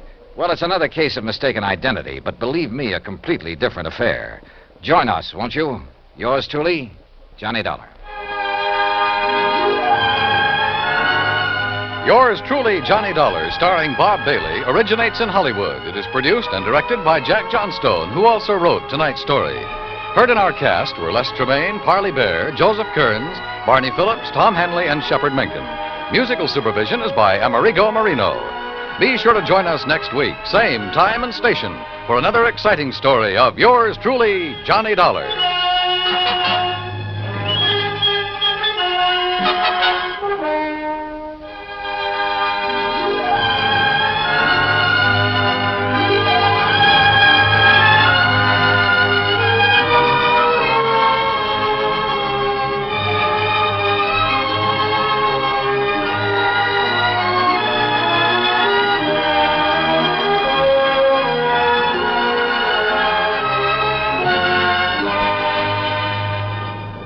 This is the United States Armed Forces Radio and Television Service.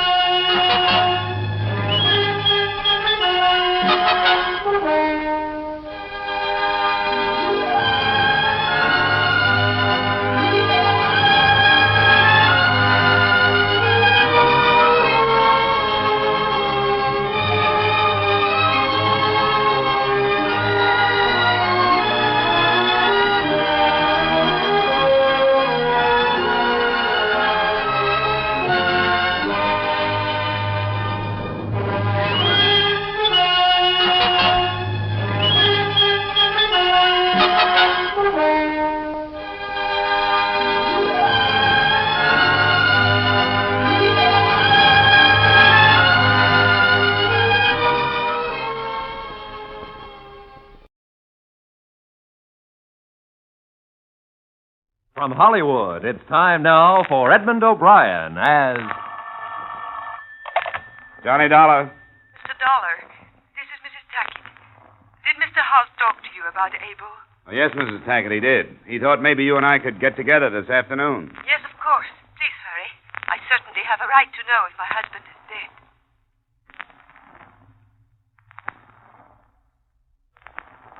Edmund O'Brien in another transcribed adventure of the man with the action-packed expense account. America's fabulous freelance insurance investigator. Yours truly, Johnny Dollar.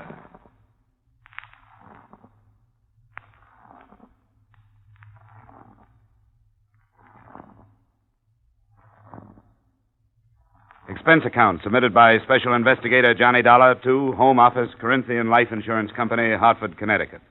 The following is an accounting of my expenditures during the Abel Tackett matter. Expense account item 1, $5 transportation costs from Hartford to the New York address of Mrs. Abel Tackett. The apartment door was standing open, and I walked in. It was dark inside, except for the dim glow from a blue light at the head of the stairway, where the beat of drums came from a phonograph. There was a crude native mask on the wall with an idiot's grin, something stale and heavy in the air. There was no one downstairs, so I went up.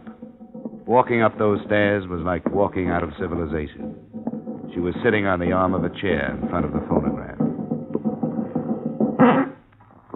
You heard them. I did not want you to. You're a half hour early. Well, that gives us a half hour more to talk. My plane leaves tonight. What does the insurance company say? I'm going to British North Borneo to look for him. They do think he's alive, do they not? The company always operates on that premise, yes. The rain. That awful rain. There is no getting out of it, he says. Have you seen any of his letters? No, I haven't. I want to read you this. I'm lost. I've always been lost. I don't know who I am or what I am or what I was intended to do. I've played all the parts and been all the places and found nothing of myself. The jungle is as nameless as I am, as nameless and as lost. That was the last one. From Borneo. Sandakan. 5 years ago, next month. 6 years since we were married in Paris. You must find him, Mr. Dollar. Well, I'll tell you the truth, Mrs. Tackett. I'm afraid that I'll be looking for a dead man. After all, he's been gone a long time. Maybe he just stopped writing. Maybe he didn't. That's why I'm going over there. Maybe he just stopped writing. Maybe. Maybe he wants nothing to do with me anymore. I woke up in the morning and he was not there. Just a note. He could be alive and not come back, could he not? You told me he's been gone for 5 years. He has a paid-up policy. If he's dead, you receive over $700,000. If he's alive, what then? Do you think he'll come back? No. But he'll be alive. How old are you, Mrs. Tackett? 24. Look, I want you to promise me something. If I come back with proof of his death, you'll move out of here. I promise. But you'll never prove that he's dead.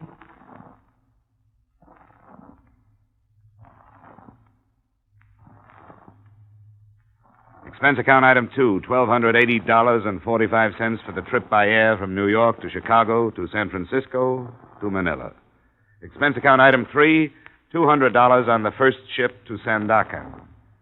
They called me supercargo. I ate with the captain in his cabin. Hooch and tamard, edible bird's nests. Ah, filthy place. All my years in these waters, and I never set foot on Borneo. Why would a white man go there? Not for diamonds. Malaria, maybe, or a new type of insanity. You look sensible enough. Who is this man, your brother? No, never met him. But I've got to find him, that's all. Second biggest island in the world. 3 million souls. Dusans, Bahaus, Murids, Dayaks. Ugliest people in the world. Took a young planter and his wife there. 6 months ago it was. Carried the bodies back my last trip. How did they die? The jungle. Oh, come on, I'm a close-mouthed man. Who are you looking for? You wouldn't know him. His name is Abel Tackett. Abel Tackett? I never heard of Abel Tackett. You find me a hand west of Tawau who hasn't heard of him. You knew him? Nobody knew him. He wasn't a man to know. He was a man to talk about. I want to show you something. Look here. That's a nasty scar. Right across the chest. Abel Tackett. If you find him, give him my love. How did that happen? In Manila. He did it slowly, as if he was enjoying it. Had a picture of a girl, and I said something. Coffee? No, thanks. Was it his wife? His wife, perhaps, or somebody else. Steward! Hot coffee! Hot coffee! Hot coffee!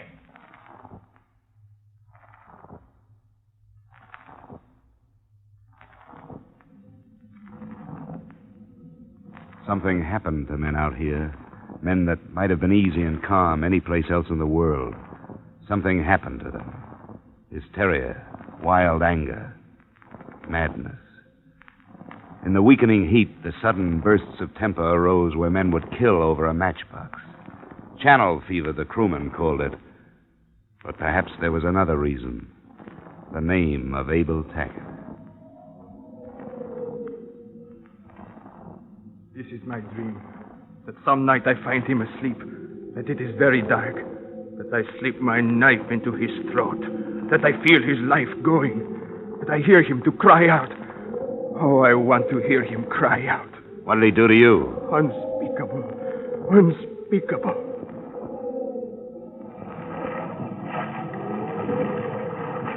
Oh, all look for him. All.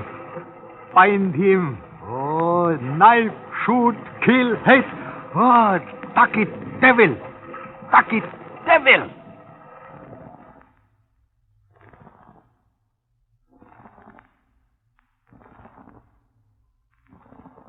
Sandakan. We crawled around the point. There is no coast. You never know where the land begins and the ocean stops. The mangrove swamps melt into the muddy water. The inevitable tin roofs of the tropics. The breathless heat of the equator. Sandakan. I found the British North Borneo Company office next to an exporter's shop. The secretary to the assistant district manager pointed me into a rattan chair and handed me a fly swatter. Oh, Abel Tackett. Oh, fabulous fellow. Great strength, drive, power, you know. Why are you looking for him? Well, we understand that he was dead. We hold a policy on him. Tackett dead? Oh, that's improbable. Oh, he's quite a man. I say, you didn't happen to bring any cigarettes, huh? American cigarettes? Sure. Yeah, here's a carton. Oh, no, please, you spoil me. What was he doing out here? Tackett? Oh, no one seems to know. Some say gold, diamonds, gutta percha. Escape, perhaps. He just popped in one day from Manila, got all the necessary papers, and headed into the interior residency. Not before he caused a bit of a ruckus in a native pub, however. I say, you haven't been to London lately, have you? About a year ago. Oh, not since then, eh? Oh, shame. What I wouldn't give for some swept ginger beer. Splendid for the tropics. Ordered a case and it never came. I had to settle for gin. Look, can't anybody tell me about this man, Tackett? What is this legend, this myth? What? Oh, it's a paradox, Mr. Dollar. A man of great strength and great weakness. Well, like us all in a way. Looking for something. Always looking for something. But looking for what? Now, look, you're trying to solve this thing in American terms. This is the tropics, Mr. Dollar, and here we admit the inexplicable. But I've got to have answers, Mr. Kenyon. Oh, no, you don't understand, Mr. Dollar. Here, look at this map. You see here? Sandakan. Then you leave for the interior. 200 miles inland is Kwamut. Now, there's no trouble thus far. And he was reported to be there 8 months ago. From Kwamut, it's a different world. There's fever, reptiles of all sorts. It's not worth it, really. I mean, is it a large policy? $750,000. Oh, for a man living in Borneo, that must be a tremendously high premium. Well, $1 million couldn't get me out there, and 1,000 could take me home. How do I get to Coahuila? Oh, by lorry. One of them goes up tomorrow with supplies for the garrison. We can fit you aboard, but... Oh, this is absurd, Dollar. Yeah, I know. Well, all right, then. I'll send you to Hargroves, our representative there. Oh, what I say, don't forget those cigarettes.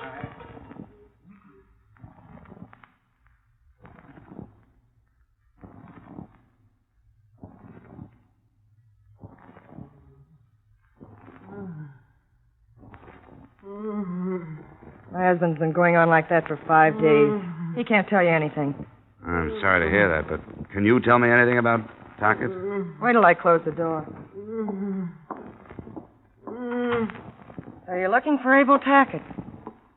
The fever'd never get him. You know if he's alive? Alive? Sure he's alive. How do you know? If you knew Abel Tackett, you'd know he's alive. We spent a lot of time together when I was on the coast. Did you know Tackett in the States? Nope. Playboy, he told me. Said he wanted something, but never knew what. I told him what he wanted was love. But he wouldn't stay, and when I tried to stop him from leaving, If you find him, what happens? Depends how we find him. If he's alive, I suppose I'll try to talk him into going back home. If he's dead, I want the proof. You better go back to your husband. Nothing I can do. Hey, look, Mr. Dollar, if you find him alive... I'm going to try to send him home. Tackett'll never go back home. I'm going with you. Not this trip. I'm going with you.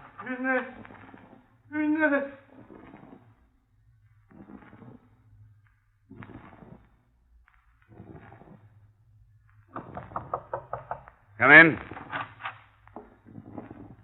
Mr. Dollar, I want to talk to you. I told you, Inez, I can't take you long. You better be getting back to your husband. He needs you. He's dead. I'm free now. I've got to find Tackett, Mr. Dollar. Look, I can't... I can help you. I can get a good guide for you. He'll take you all the way to Penunga. I know the jungle, Mr. Dollar. Please. What do you hope to accomplish? Oh, I don't know. If I could talk to him, I could get him to come back to me. I know I could. Look, Inez, I'm going to be very frank with you. I don't like you and I don't trust you. And you don't understand me. But I'll tell you this, you'll never find him without me. I knew him better than anyone else, and you have to have a good guide, and I can get it for you. I'll get my own guide. Someone sent supplies to him a month ago. I know who it was. Okay, Inez. It's a bargain. Pack up.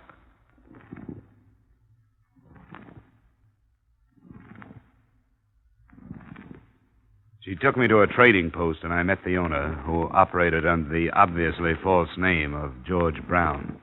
To me, he looked big and clumsy, but he'd been trading with the interior for 10 years, so I decided to take the recommendation, as if I could do anything else. Sure, I know where he is. At least I knew where he was a month ago. I've been trading with him for over 3 years. Okay, when do we leave? You don't know what you're getting into, mister. Did you ever hear of Long Y? It's a village across the border in Dutch territory. We'll need 4 porters and supplies for a month. When do we leave? The last porters I sent into him never came back. The Ponandayaks got them, most likely. They're headhunters, you know.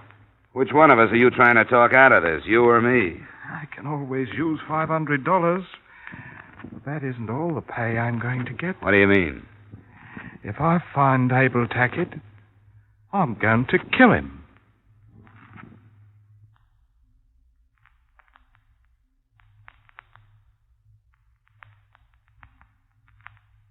We will continue with yours truly, Johnny Dollar, in just a moment. But first, every Wednesday night, CBS brings you Groucho Marx with his wonderful quiz, You Bet Your Life. It's one of the brightest, most spontaneous, most genuinely funny shows on the air. So be listening this Wednesday night on most of these same CBS stations for You Bet Your Life, starring Groucho Marx. Now, with our star, Edmund O'Brien, we return to the second act of yours truly, Johnny Dollar.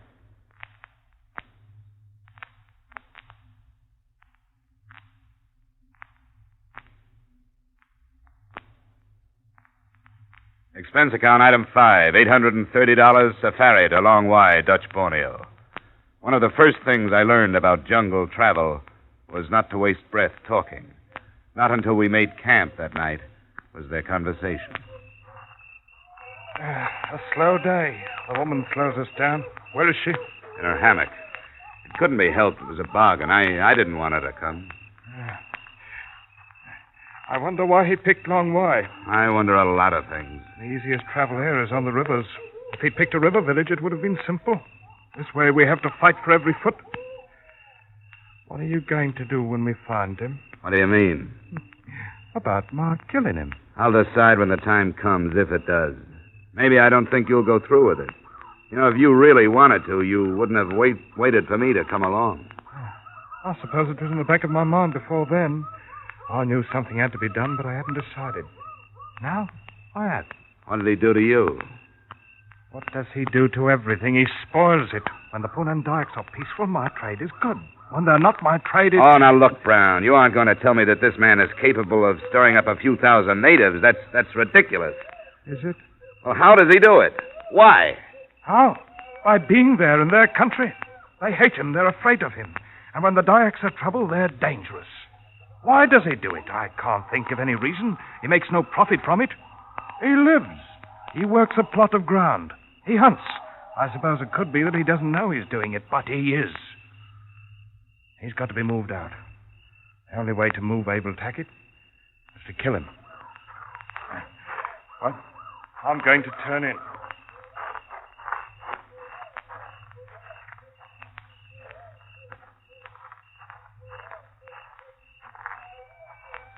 I heard part of what Brown was saying. What are you going to do? Well, I'll have to protect Tackett if I can. Protect him? That sounds funny.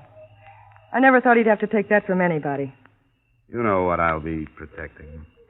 You better get some sleep. Wait. What now? Why do you hate him? You know? You've never even met him. Well, I've talked to people who have. To a ship's captain with a knife scar across his chest. And a little deckhand from Manila with a hurt so deep he couldn't talk about it. You and your husband, a few others. And I met his wife. He's never talked to me about her. Well, that's the first thing I've heard in his favor. Maybe he's human enough to be ashamed of what he's done to her. Maybe he realizes what he meant to her. And that she'd stop living when he left. Because that's what he's done. It's not all his fault. The trouble he had in Manila and Sandakan. He told me the men thought he was afraid of him. He wanted to show him he wasn't. He'd never known people like that. He didn't know how to get along with them. Save it. It doesn't make any difference how I feel about him. We'll get to him as quickly as we can. I'll figure out some way to stop Brown if he makes a try. Maybe that'll be too late. But Brown's going to be stopped, Mr. Dollar, I promise. If you don't do it, I will. Go get some sleep. We break camp at dawn.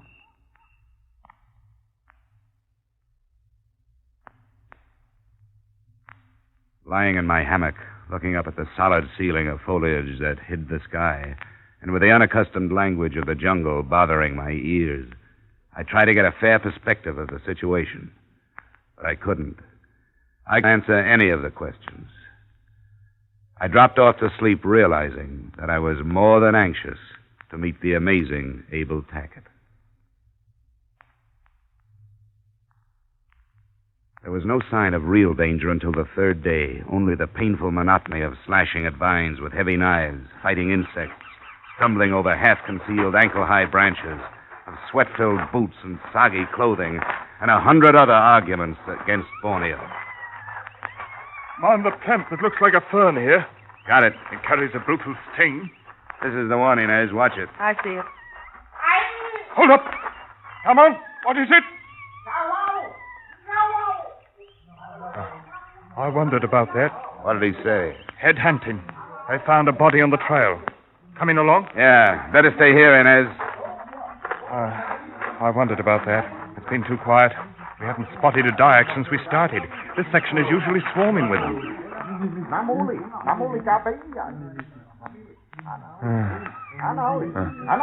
Poor beggar. How does that look to you, Dollar?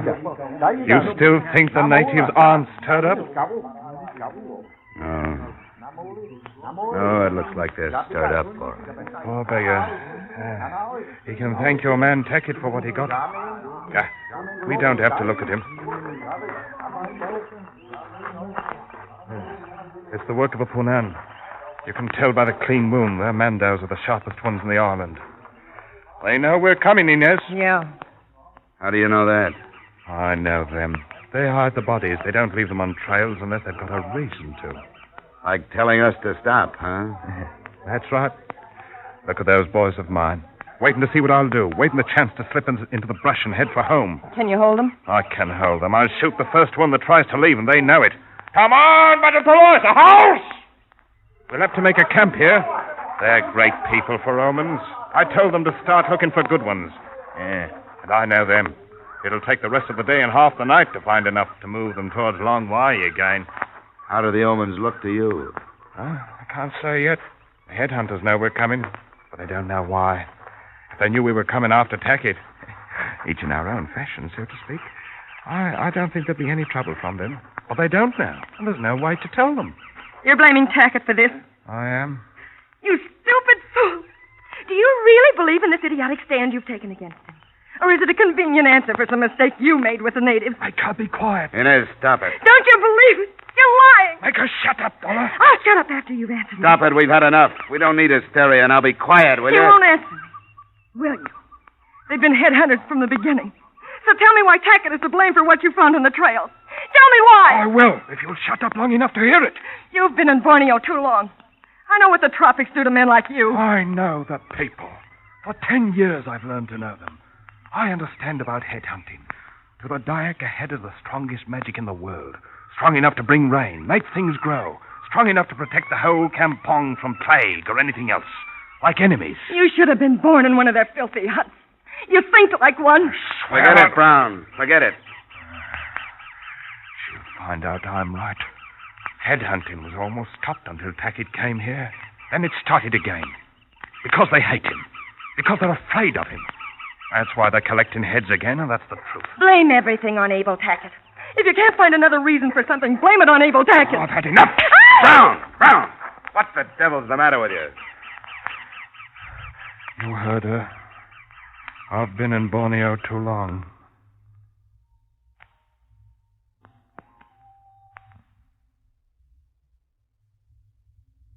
Tension, hysteria, everything out of proportion.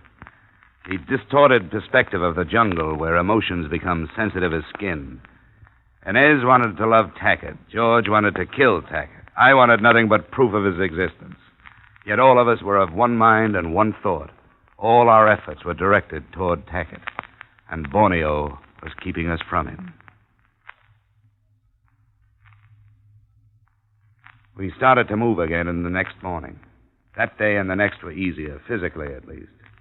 The country cleared some, and we started to climb out of the humid jungle into a section where there seemed to be more air. The following day, we stopped before dark, and Brown pulled me into the privacy of a shadow. We'll be there tomorrow. Oh, that close. What then, Brown? I was going to ask you the same thing. I've learned to like you, Dollar. Thanks, but I still can't let you kill him. I'm not so sure you can stop me. How would you get back to the coast without me? I've been asking myself the same thing. I'd be stupid to take the gamble, but I'd have no choice. So that's the way it is. Yeah, that's the way it is. All right. I can smell rain. It'll be here before morning.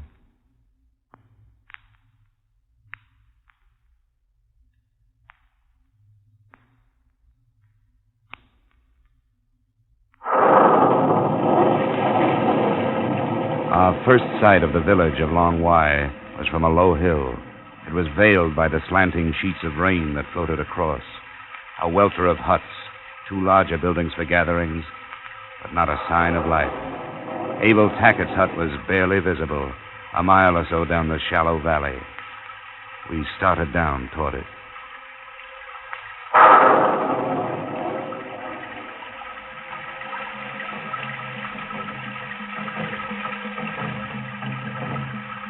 What do those drums mean, Brown? Do you know? Yes, I know. Mama Talu. A happy little ceremony when the headhunters come home. It could turn sour if they knew we were here, but I think we can move across the clearing. Let's go. What are you going to do, Dollar? Aren't you even going to warn him? All right, if you won't, I will. Abel! Abel, be careful! Come on, take her. Keep her quiet. Come on, Dollar. I'm going inside. Wait a minute, Brown. We'll go in together.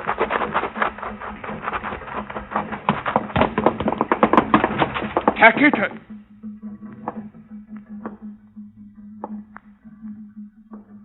I came here for nothing. He's already dead. Is that Tackett? Must be. They stopped being afraid of him. I wonder how long it'll take to undo the trouble he's caused here. Abel Tackett. And he's dead.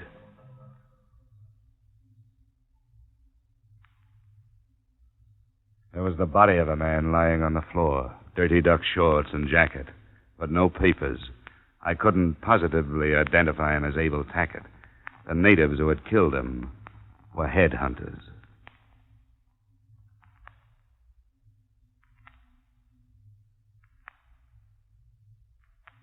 Expense account item 6 and 7, same as 2 and 3, transportation back to New York.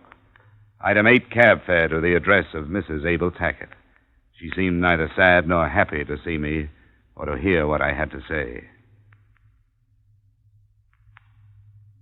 He died, Mrs. Tackett, of fever. He was in the interior. There was no time to get him to a doctor. You saw him? No, I didn't. Then you can't be sure. There's no proof. But, Mrs. Tackett, absolute proof has a different meaning in Borneo. He wanted to lose himself, didn't he? He could have changed his name. He could even have traded his identity with someone else. Couldn't he? He's dead, Mrs. Tackett. Look, I want you to go to probate court, even without absolute proof. With what I brought back, you can have him declared legally dead. You're his sole heir. There are no other living relatives. His estate, his fortune, they're yours. They're yours to live with. That's why he left them to you.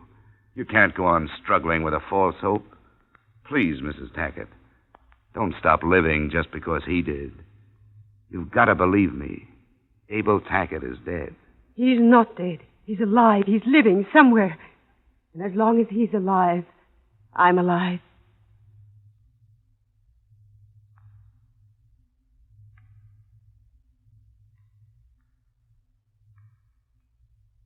There was nothing to do. I left her in the old house with her records and her dark walls and her old letters. I left a young woman dying there, and there was nothing I could do. I walked out into the clean, fresh air and went home. Expense account total, $4,075.80. And for what? The only constructive thing I can make out of it is that it made me an expert on pure, unadulterated frustration. Yours truly, Johnny Dollar.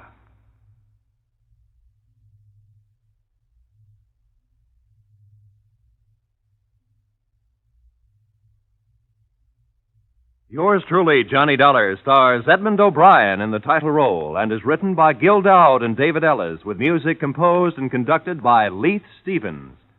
Edmund O'Brien can currently be seen starring in the Harry M. Popkin United Artists production, D.O.A.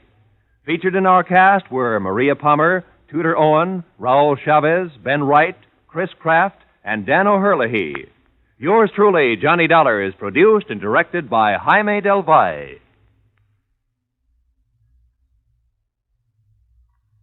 Join us next week at this time when, from Hollywood, Edmund O'Brien returns in another transcribed adventure of Yours truly, Johnny Dollar.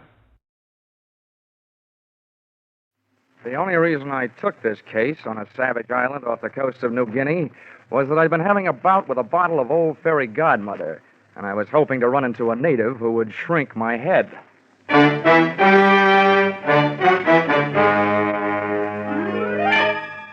This is another in the adventures of America's fabulous freelance insurance investigator, Johnny Dollar. At insurance investigation, Johnny Dollar is only an expert. At making out his expense account, he's an absolute genius.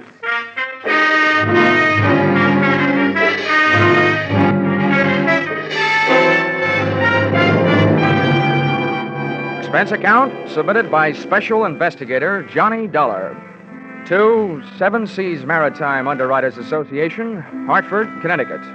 Attention, Enos McCardle, General Manager. The following is an accounting of my expenditures during my assignment on the island of Tinyutan. Or, south of the equator, things can get hot in more ways than one. Or, Mother, call my draft board. I'm leaving the country again. Expense account, item 1. $830.81, and 3.5 shillings. Airfare, Hartford, Connecticut, to Port Moresby, territory of Papua, island of New Guinea. That's a long trip, brother. By the time I got there, I felt that my spine could use a new seating arrangement. Expense account, item 2. $36.80. New outfit consisting of bush jacket, linen shorts, and a pith helmet. Item 3, 2 bits to street beggar regarding location of building in which was situated the Port Moresby branch of the Seven Seas Maritime Underwriters Association. Oh, him, long house, him belong white fella. Little way, big bit, money. You catch him street alongside, holly. You hear joyous, big fella buckets, you fight him cry. Him long house belong from there, no? No. Thanks a lot. I'll go look it up in a telephone book. Oh!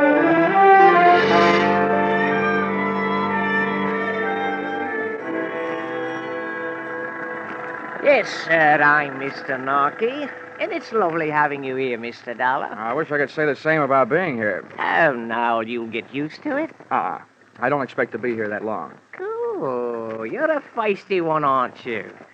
You have a very large job to do. Mm-hmm. Let's just say I'm usually very lucky. Look, first, let me tell you what I've been told so far, and then if I've left out anything, you fill me in, okay? That'll be ticky-boo, Mr. Dollar. Your company issued a group insurance policy to the Grand East Development Corporation in the United States.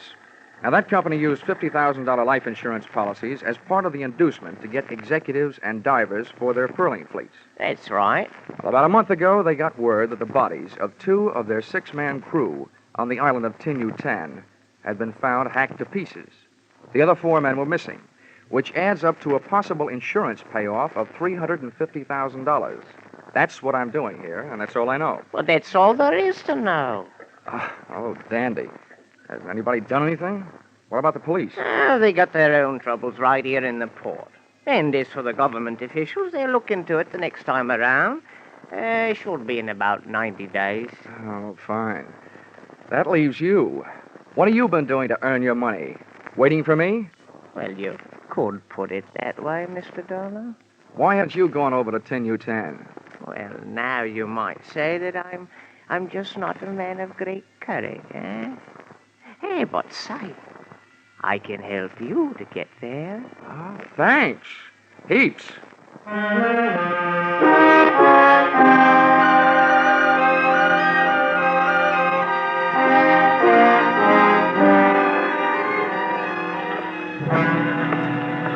Hey, ahoy there, aboard the Kittiwake. What do you want? I'm looking for Captain Steve Granger. That's me. Come on aboard.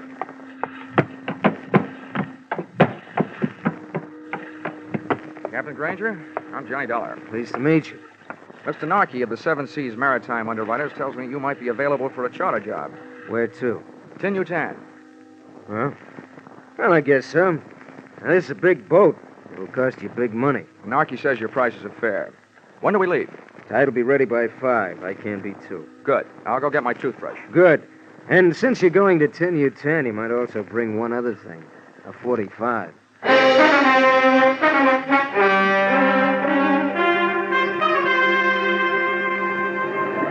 Kittiwake was a 2-masted schooner, and it skimmed the swell of the Arufa Sea like a saltwater bird after which it was named.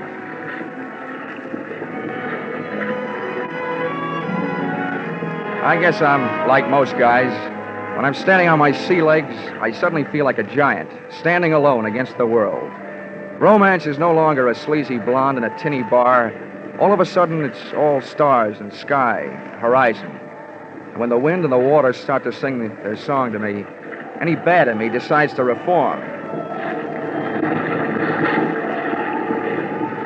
I was standing on top of the deck house like Captain Horatio Hornblower, with my legs spread and my outstretched hands gripping a pair of backstays, or at least that's what I think they were. And just about the time I'd reached the decision to trade my Hartford apartment for a berth on a Macassar pearling lugger, I heard a footstep from out of the night behind me. Fair passage, huh? Huh? Oh, yeah, Captain. Guess you caught me dreaming. A waste of time. This is the only place where dreaming can't possibly be as good as living. It's none of my business, but this sudden jump in Tinutan tourist trade, what's it all about? What do you mean, sudden? Well, this is the first time I've ever taken 1 passenger there, let alone 2. 2? Yeah, another guy came to me after you did. He's below decks. Oh. Well, that ought to make you happy. It'll cut your fare in half. About that, I'll just let the guy who pays my expenses be happy. As for me, I like privacy. Who was this guy? Look, Dollar, I didn't ask you any questions, did I? Well, I didn't ask him any.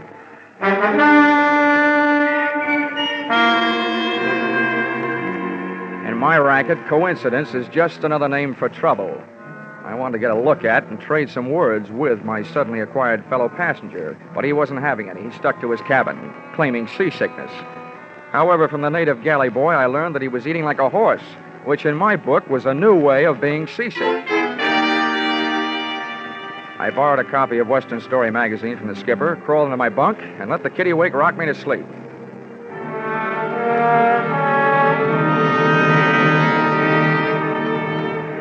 The next morning and afternoon were as uneventful as they were beautiful.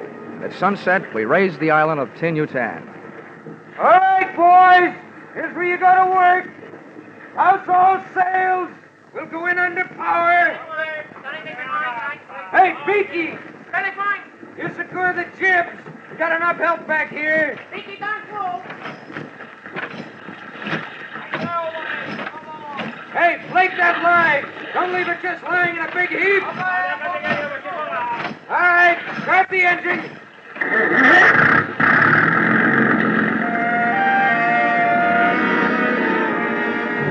The big gas engine took over where the wind dropped us, and Captain Granger stood at his wheel, outfencing the submerged swords of coral with the slim prow of the kittiwake. The ship had only inches of elbow room as we chewed our way through the boiling white passage of the reef, and my heart felt suddenly becalmed as we finally achieved the peaceful waters of the lagoon, which it protected. Let go the bower anchor! Hey, never mind that anchor. All bets are off. We're getting out of here.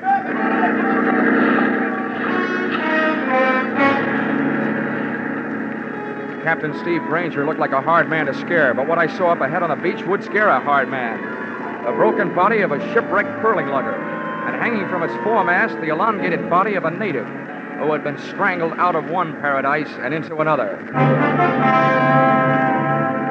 Granger spun the wheel to starboard, and the kittiwake started a retreat, but it wasn't that easy. Cut your power, Granger, and straighten out your rudder. We're staying here. Finally getting a chance to meet my fellow passenger. I couldn't very well shake hands with him, though, because he had a gun in each one of them. What the devil's your game, Keeley? I said cut your power. Got it! Keep that crew of Kanakas up forward.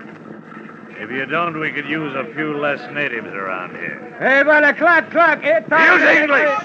I want to know what you're telling them. You, Dollar, get back there by the wheel. Keep your boys back there, Granger, I warned you. All right, you think I won't call your bluff? You got guts. No, I'm native, you ugly pig. You can't stop the other two, I can. Now, maybe you'll tell me what you were saying to him. I told them there was a crazy man aboard and to go over the side. They decided to protect me. They didn't make it. Now lay this rowboat in close to the beach and drop your hook. We're staying.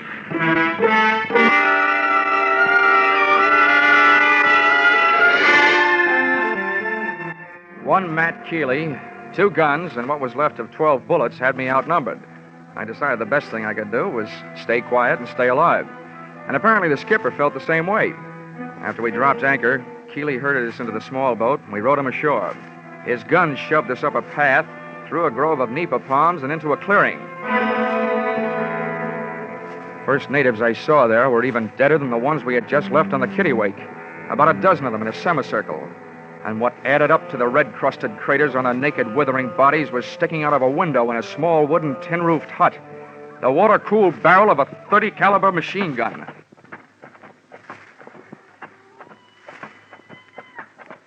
South Sea Island magic, huh? Oh, I heard you were a wise guy. Well, that can be changed. Now, come on, inside, both of you.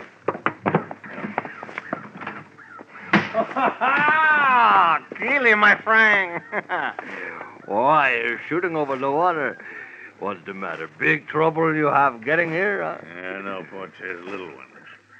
This big blonde guy's the skipper. We got his boat, and it's a good one. Ah. This other one, He's an insurance investigator. Oh, gee. Yeah, Portez, I'm your new nursemaid. The insurance company sent me out here to look you up and take care of you. I hope I get around to it. My way. Hey, Keeley, what's that you say? You got my boat. Yeah, don't worry, big boy. We're going to pay you for it. We might even go as high as $500.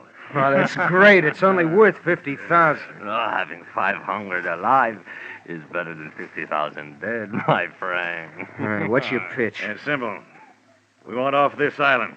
We got a long way to go. Cortez, me, and the native girl. She's in the next room. We may have to stay at sea for a couple of months. Not on my ship. Use your head, you won't get hurt. Ah. Hey, you woman. Get back in there. No, I stay. Louie, put her away. Keep her out of here. Ugly old cop. Yeah, for such an ugly broad, she sure's got a pretty name. Papalaya. Well, Dollar, you've seen yourself a South Sea Island princess. She's your date, Keeley, not mine. Boy, Dollar. They do look like they were meant for each other. Save your one for your sails, Granger. Now, what about your boat? Do we get it with a bill of sale or without one? Either way's all right with me, if you'll take what goes. With Cortez out of the room with Nature Girl, Granger's move looked like a good one. I was halfway across the room to make it 2 against 1 for the right side when the odds snapped back to even money again. Cortez came rushing back to join the fray, and he started fighting when he was 5 yards away. Just about then, Nature Girl came charging out of her quarters, swinging a chair over her head. I'd just gotten in position to shoot a right hand at Keeley's chin when another shot from Cortez's gun put me strictly on my own. Caught Granger square in the forehead, and he went down without a sound. I had time for one more try. Keeley's chin telegraphed a knockout message. Da-da-da, da-da-da, K.O., back up my arm. But something was wrong. Oh! I passed out.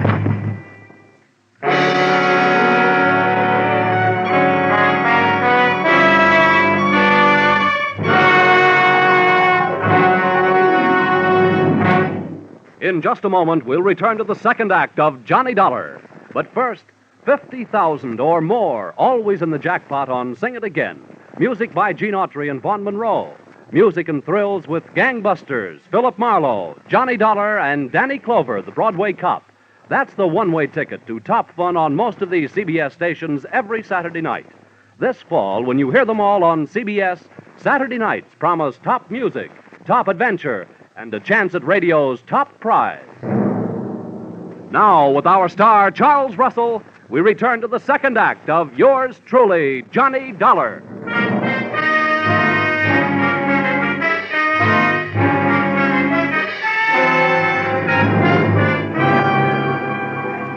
It was a beautiful dream while it lasted.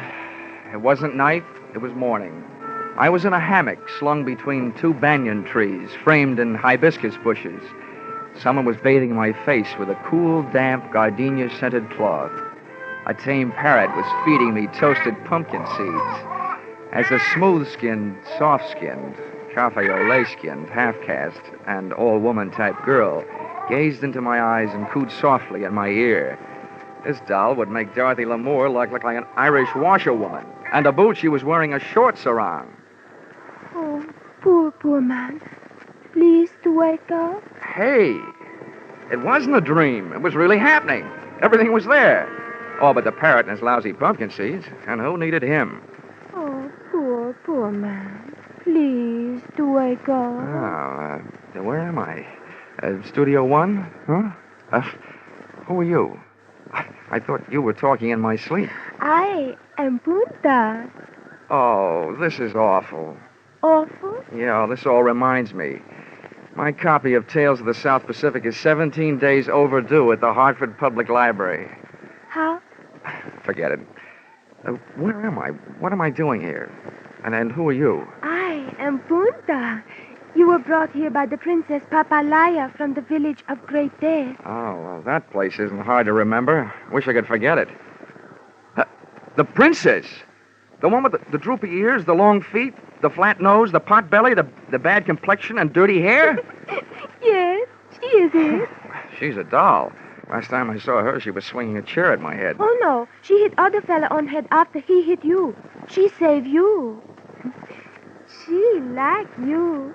She tell me save you for her. Oh, what a way to die. Why didn't she hit me over the head with a chair? Say, you speak pretty fair English. Where'd you pick it up? My father was Chinese merchant on island of New Guinea. Same time as the war. You like GI? I certainly do. Sorry I didn't bring a Hershey bar. But tell me, why did the Princess Papaya, whatever her name is, why did she save me? I tell you. She like you. Oh, stop saying that. All I want to know is, what was she doing with Keeley and Portez?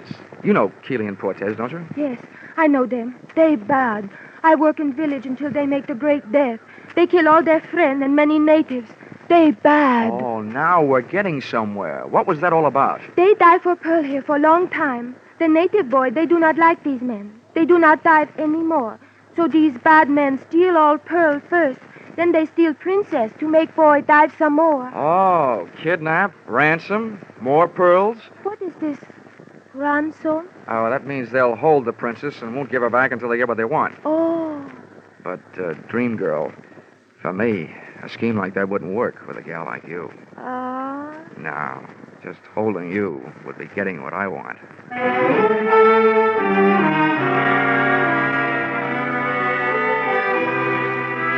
Only one thing wrong. My knees were getting a little knobby, thanks to a combination of insects and my new white linen shorts. However, Punta was good nerve medicine. The rest of the story came out later, and in her soft voice, it was a bloody kind of lullaby. She crooned me to sleep with the facts that the natives had tried to rescue their princess from Keeley and Portez, which gave me an answer for that semicircle of machine gun bodies outside their shack.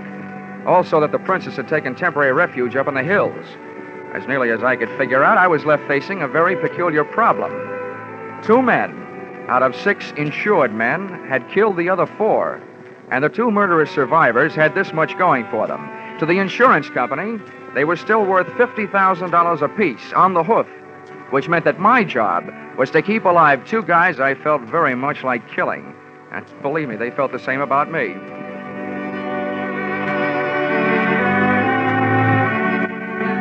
And with these beautiful, happy, restful thoughts, I left the call for darkness and went back to sleep. And who do you think I wound up with in my dreams? That hokey old parrot and his lousy pumpkin seeds. Johnny, time to get up. What? Oh. Hurry from your sleep, Johnny. There is more trouble. Hey, somebody's getting strafed. What's going on? They are killing again with their machine gun. My people trying to fight them off the island, but they are being killed. Now you must go and lead my people. Help them kill those bad men. This you won't understand, gorgeous, but my job is to stop your people and save Keeley and Portez. Johnny, you say that now? You are one of them. No, I'm not one of them. I told you wouldn't understand. There's something I don't understand. Why don't they leave? They've got what they want. Why don't they pick up their pearls and the schooner and the rotten hides and get out of here? Johnny, they do not have the pearl. Here, see? This one is for you. Black. Wow. You say for me? Where'd it come from? The princess, she come back some time ago. She tell me she took all their pearl. She tell me to tell you that this black pearl, not company pearl, this her own for you. She like you. Oh, I like her, too. Just the way she is, up in the hills. Right now, I wish you looked like her. Oh, Johnny, you don't like the way I look like I am? I love the way you look like you are. Why you say that? Because if you did look like her, I think I'd have an idea that would stop those men. Yeah. Turn around. Yes, Johnny. Oh, this'll be the crime of the year, but maybe I can do it.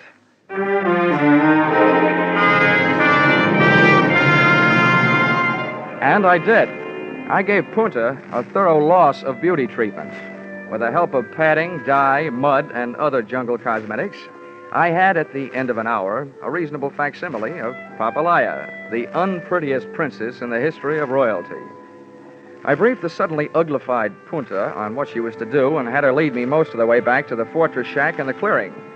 She put a few words on the jungle grapevine, and by the time they reached the end, the native side of the battle, the home team, ceased activities. Hey, Keeley! Cortez! Time! Cut! Hold it! There's nobody here to shoot at but me, and I want to talk. Stay where you are, Dollar. Don't move. We'll shoot at anything we hear moving. Brother, we're getting so we can play this thing by ear. Yeah? Close enough? See what we mean? Now, what do you want? The princess has the pearls, and I've got the princess. I want to make a trade.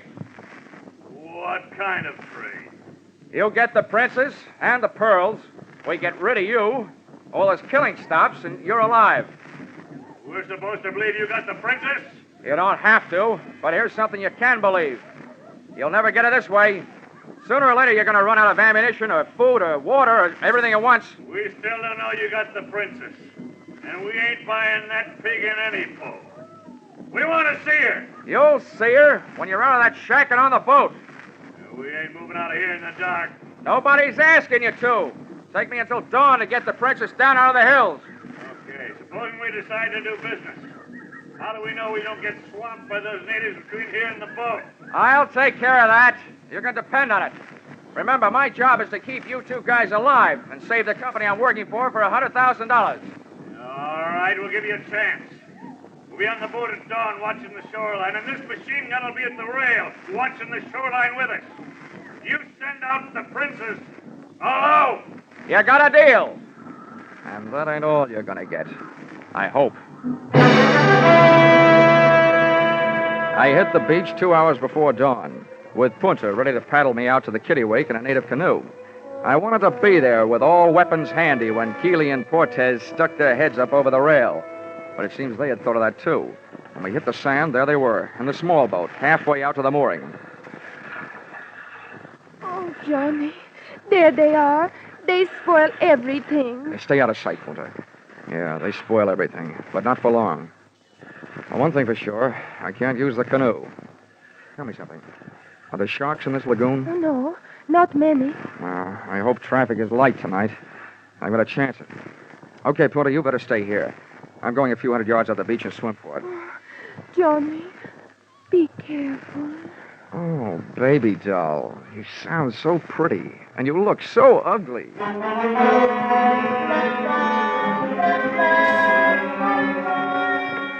The water was warmer, and the pool at the Hartford Y, certainly not as much fun. I spent most of the trip trying to keep from splashing and watching for shark rudders around me. That was good in a way. Helped me forget that I don't swim very well. 45 minutes later, I was still half alive, looking for a handhold on the slimy waterline of the kittiwake on the seaward side.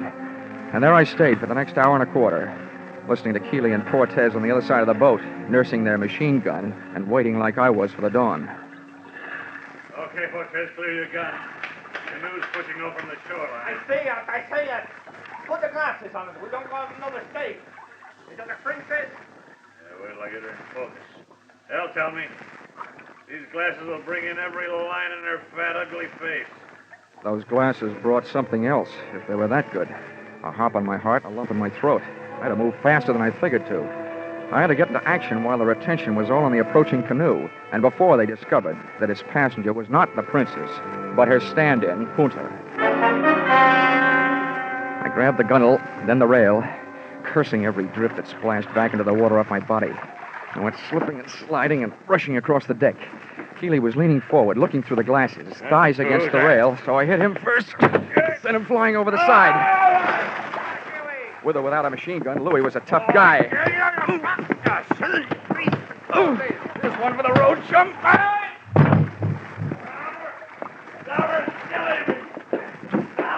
I turned around to see what had to be done to take care of Keeley and saw that it was already being taken care of by a canoe paddle in the hands of an irate dame.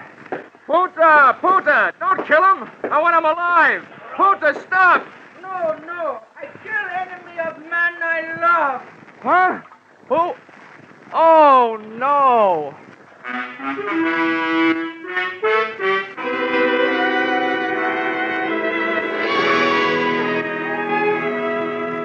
Princess Papalaya had pulled a rank on Punta and demanded that she be the one to come out to the ship in the canoe. Because, as she kept telling me on the voyage back to New Guinea, she liked me. Oh, well, she may have been awful ugly, but she was also an awful good sailor. And knowing the way to a sailor's heart, I bought her a present. Expense account, item 4, $10. Tattooing job on the Princess Papalaya's fat right shoulder. A picture of a ship under full sail. So now when she laughs, it goes bounding over the waves. Expense account, item 5, $40. Long-winded cable to 7 Seas Maritime underwriters. That's you, gentlemen. Recommending immediate cancellation of policies covering the lives of Keeley and Fortez, who were in the hands of the New Guinea officials and looking forward to a short life and an unmerry one. Item 6, $831.81, 3.5 shillings. Airfare, Port Moresby to Hartford. Item 7, 48 cents. Past due charges at 2 cents per day. Hartford Public Library, on my copy of Tales of the South Pacific, which incidentally I never did get around to reading. After all, it'd be an utter waste of time for a man who has known a gal like Punta. Expense account total $3,286.44. Signed, yours, truly, Johnny Dollar.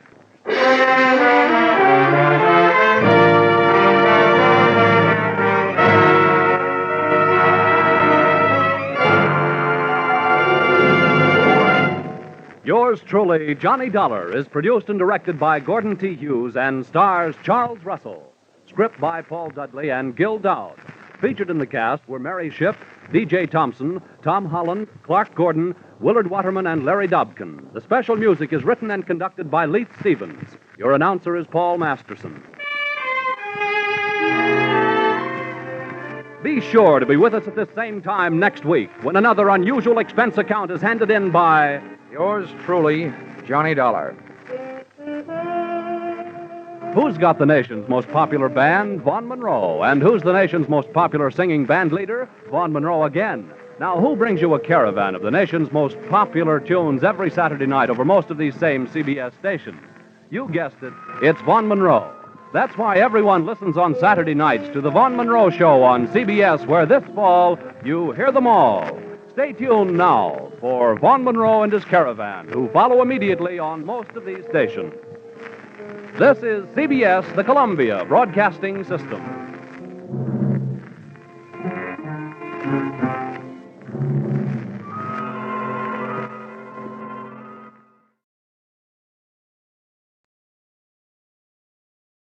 It was the week before Christmas, and all through the house, a creature was stirring. And boy, what a rat.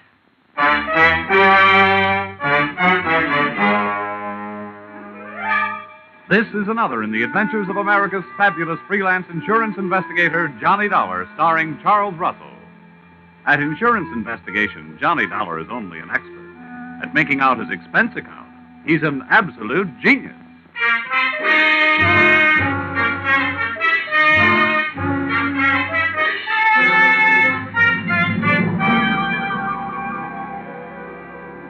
Expense account submitted by Special Investigator Johnny Dollar. To Home Office, Industrial Insurers Incorporated, Hartford, Connecticut. Attention, Mr. Eben Stevens, General Manager. The following is an accounting of my expenditures during investigation of small-time swindles of big-time department stores. Or how I played Santa Claus and almost got left holding the sack. Or going for a sleigh ride without benefit of snow can be tough sledding. Expense account, item 1.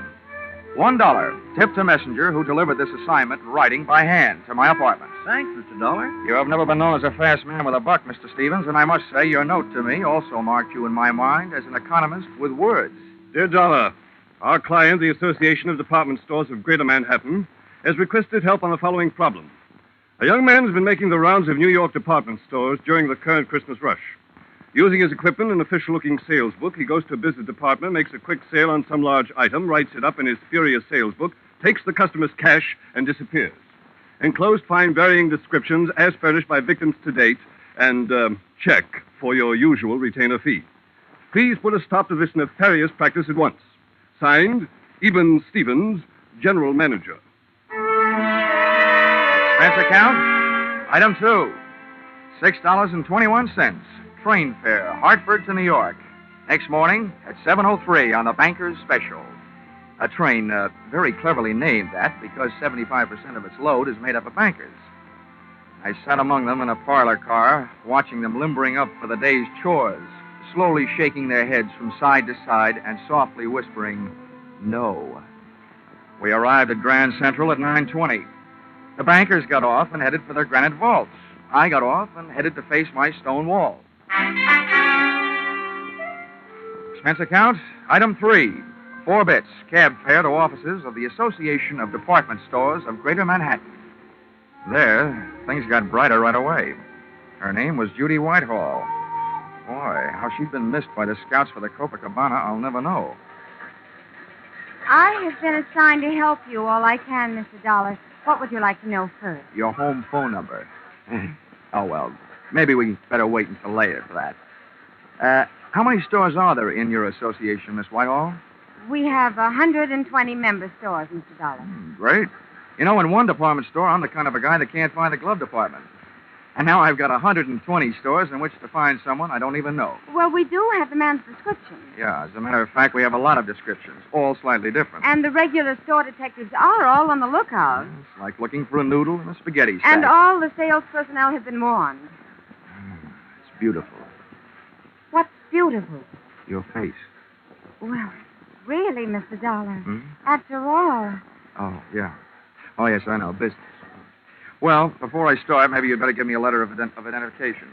If I spend all day moseying around department stores without buying anything, I can stand a good chance of getting picked up as a shoplifter. Right away. Follow me. All right. Oh, just a minute. Hello, this is Miss Whitehall. Oh, yes, Mrs. Sandler. Oh, my, that's terrible. My goodness, that's awful. Good gracious, that's worse. Well, the insurance investigator is here right now, Mr. Sanders. We'll be right over. What's so terrible? Well, that man, the one we're looking for, he was in the Miller's store making a phony sale in the camera department. Oh, you also said it was awful. It was. A little girl picked up a camera and snapped his picture, and the man tried to take it away from her, and the girl yelled, and then her mother screamed. And what made it worse? Well, a store detective came running, and the man shot him. Then he grabbed the little girl, camera and all, and ran off. They called the police. Really? I can't imagine why.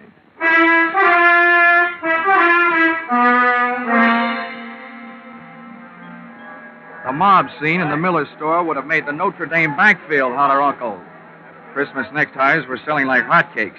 Only compared to most of the ties, a hotcake would look better on you. The camera department was on the mezzanine, and the store manager, Mr. Sander, was on a rampage. Why doesn't somebody do something? Why can't they find him? I've got men posted on every door. He's in this store somewhere, and... Oh, Miss Whitehall, it's about time.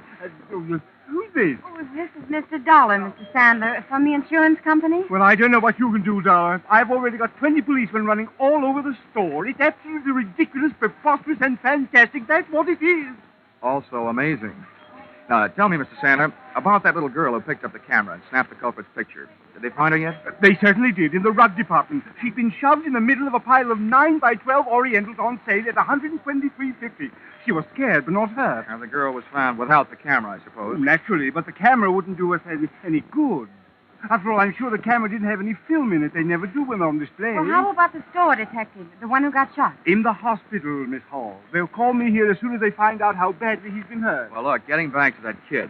Was she able to give you a good description of the guy who grabbed her? She hasn't stopped crying long enough. Well, how about her mother? Neither is she. Well, where are they now? They're in my office. That's why I'm staying right here. Where is your office? On the 8th floor, right next to the credit office. Well, this may be the first time I ever got past the credit office. Come on, Judy.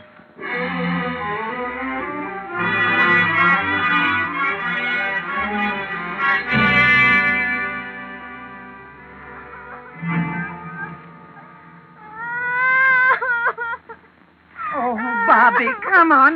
Blow blow your nose. There.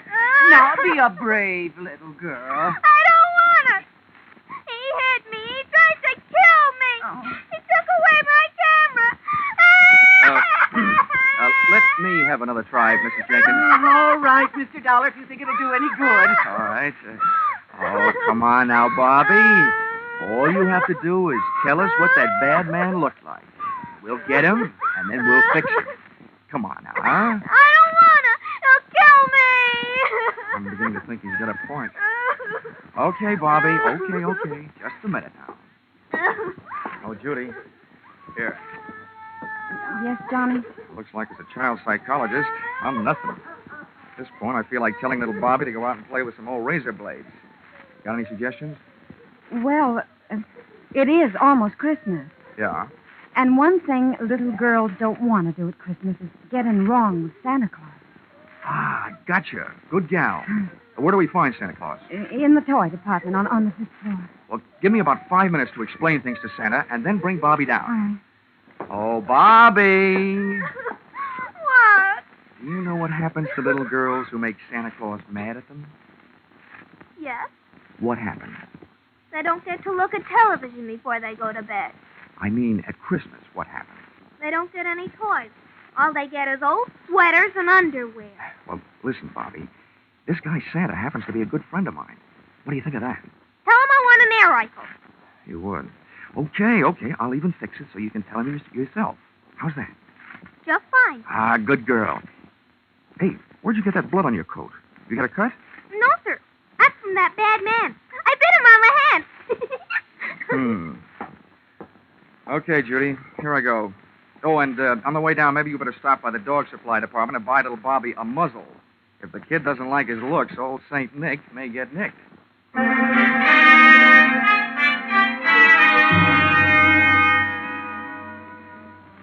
Department stores should have some kind of a congressional medal for salespeople who work in the toy department just before Christmas. I took the elevator down to 5, and when that door slid open... Toy department. Let him out, please. It was like stepping into Dante's Inferno, junior grade. First, I got on a house phone and called Sandler, who was still in the camera department. He'd had word from the hospital. The store detective had died without regaining consciousness. I was no longer trying to catch a cheap swindler. I was now out to swap blood with a dirty murderer. A line of fidgety kids led me to Santa Claus, sitting benignly on his throne. I had a short talk with him and a short wait for Judy and little Bobby.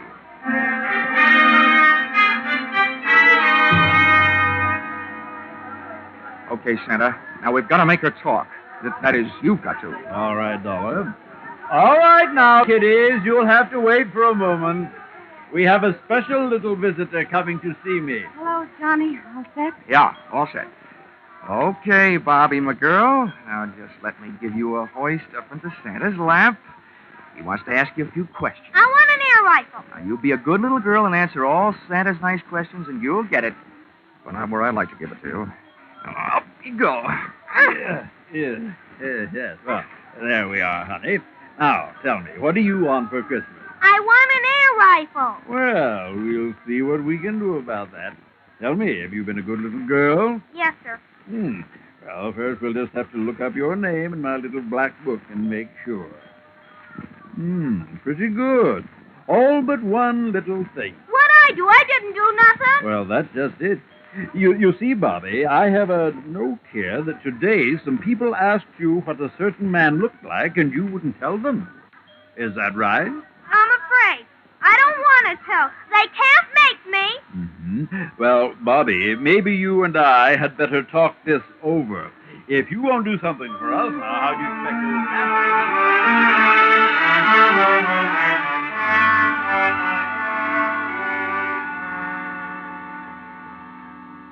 Little Bobby's description of the murderer wasn't the greatest by any means, but it was better than none at all, with which we had been furnished by the personnel in the camera department and the kid's mother. We took the girl to the advertising department, where an artist made a sketch. Armed with a drawing, we made a tour of the store exits, showing it to the police posted on every door, giving them a rough idea what to look for. A medium-build, pudgy man with black hair. And when they came across such a character, he was to be issued an invitation to show his hands. If he was sporting Bobby's teeth marks, then they'd really know.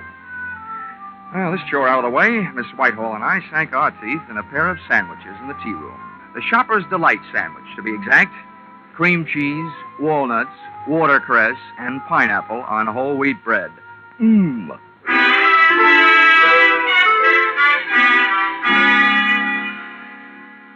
We found the store manager, Sandler, back in his office. He, too, was eating, but he was on a diet of straight fingernails. Oh, terrible, terrible, terrible. That's what it is. Now, don't worry, Mr. Sandler. He'll be caught. As a swindler, he might have gone on for years. But as a murderer, it won't be long, believe me. Oh, what to do? Well, I've got several ideas. And the first is to get out of your office and start at the top of the store and work my way down. They're already doing that, and not a sign of him. Well, I once found a mouse in a hayloft, so be not disencouraged. And a pretty little mouse she was. Oh, dear, oh, dear. Oh, please, try to relax, Mr. Sandler. Everybody's doing their best. Yes, I'm sure they are. It's just that I... Oh. Hello? Yes, this is Mr. Sandler. Oh, no. Where? How long has he been there? Oh, I'll be right down. What's the matter now? About an hour and a half ago, our store Santa Claus stepped out into the employees' restroom for a smoke. He was slugged from behind. When he came to, he was all tied up in a broom closet, and somebody has stolen his Santa Claus suit. They just found him. About an hour and a half ago. Judy, you know what that means? Oh, no. Oh, yes. 45 minutes ago, when little Bobby was giving Santa Claus the murderer's description, he was giving it to the murderer himself. Oh, good gracious. Instead of a kid's air rifle, it could have gotten us a revolver, size 38.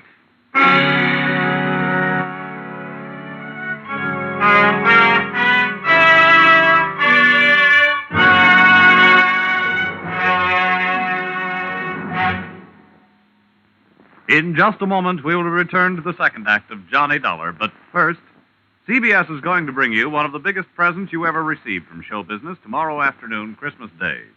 For a full hour on the entire CBS network, you're going to get all the comedy, all the laughs, and one of the greatest Broadway and Hollywood hits of recent years, The Man Who Came to Dinner. And The Man Who Came will be played by none other than Jack Benny, plus Charles Boyer, Gene Kelly, Dorothy McGuire, Gregory Peck, and Rosalind Russell, plus Henry Fonda and John Garfield as narrators. You'll hear them all on CBS's special holiday hour tomorrow afternoon. Jack Benny, playing the man who came to dinner and breaking a leg, had to stay on and on and on. Now with our star, Charles Russell, we return to the second act of yours truly, Johnny Dollar.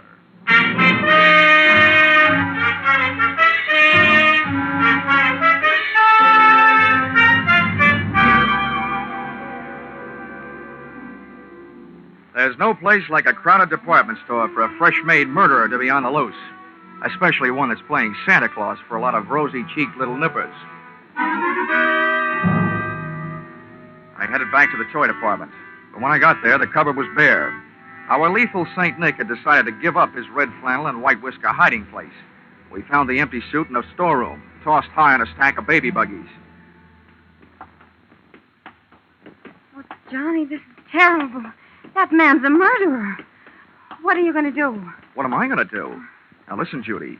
By now, there must be 87 cops sifting through this store looking for that guy. They've got 2 cops on every door. Now, all I'm going to do is help them look. This is one of those everybody's problems. You're right. I guess I'm just getting excited. Well, that you have a right to do. Come on, let's get out of here. I've got an idea. All right, Johnny, I'll Oh, Mr. Dollar, thank goodness I found you. Mr. Sandler wants you right away down on 3. An old lady has just been shot in Junior Mrs. Lingerie. Serves her right for not acting her age. Let's go, Judy.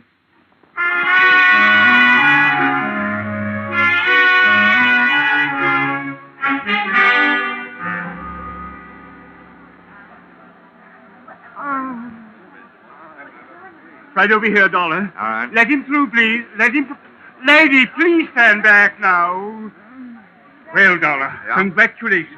Before, this store was only going to sue that company of yours for $1 million. Considering what this shooting will do to our reputation, I'm going to make that $5 million. Mr. Sandler, keep your powder dry. First of all, it's not my company. And second, you can't sue them for something they didn't do. And third, you'd better get this poor old gal to a hospital. How badly is she hurt? And how did it happen? The doctor's on his way, and we've sent for an ambulance. This woman was lost out on the back stairway looking for the ladies' room. That maniac saw her coming toward him and ran down the stairs, firing over his shoulder. The bullet just seems to have grazed her left side. Pretty lucky. Where are the police? They're searching all over the store. Dollar, what are we going to do? This is terrible for business. Well, I suspect that any minute now the cops will be telling you to do something that's going to be even worse for business. Close the store. Well, but close the store? Why, we're staying open late tonight. It's the last-minute rush. I'm just telling you what I think. I think the cops will double the lookouts on all the doors and make you close the store. Then they can go to work. We lose thousands of dollars. They can't make me close the store. If you stay open, you might lose a few more customers. The hard way. Where's that doctor? He'll be here any minute. Oh, Mr. Sam. Well, yes, what is it? Well, they called up from the sporting goods in the basement. That man has been down there and held them up. And he took 4 guns and 6 boxes of ammunition. 6 boxes of... Oh, my... Oh, what's this going to do to our store? If you're not careful, it's going to turn your store into the world's largest shooting gallery with live targets. You know what I suggest, Mr. Sandler? What? What? Tell me what? Don't wait for the police to tell you. Close the store.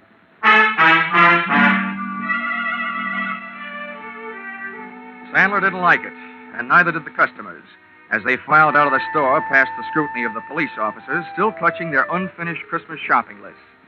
The process was slow, and while the customers were leaving, the clerks finished up their business, put the white shrouds over their counters, and they too filed out into the early night.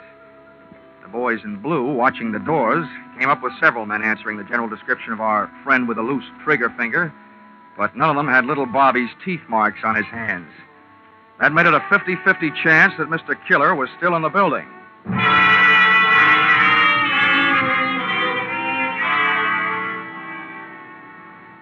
There's nothing more eerie than a department store after closing.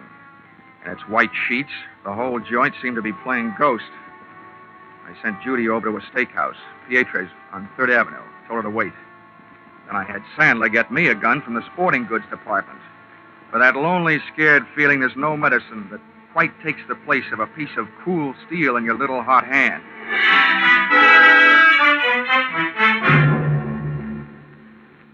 The sergeant, in charge of the police detail, posted men outside all exits.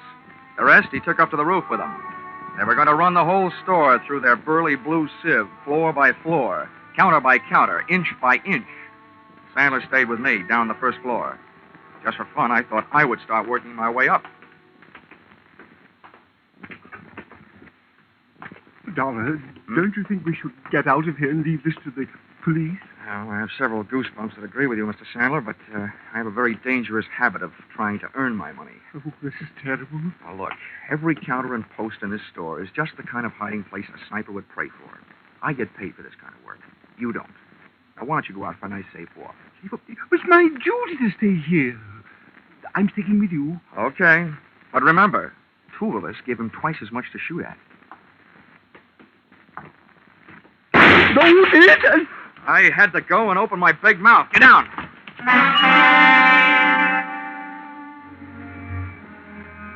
Getting down on that floor could have been committing suicide in itself. The killer's bullet had crashed into a showcase.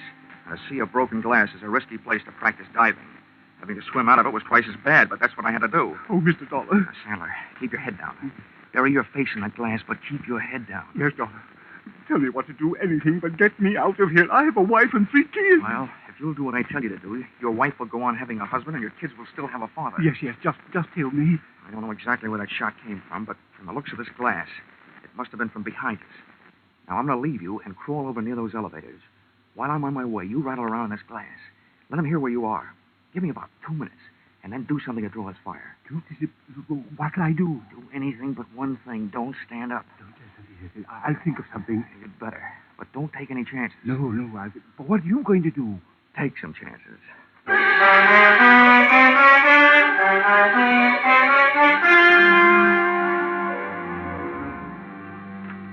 Once I was on my way, Sandler went to work with a vengeance. I could hear him thrashing around in that glass like he was trying to corner the Band-Aid market. I made it over to the elevators, scooting flat along the floor till I hit a car with an open door and slithered inside. Behind the protection of the elevator's front wall, I stood up, peered over at the edge of the door, and waited for Sandler to make the move that would draw the murderer's fire.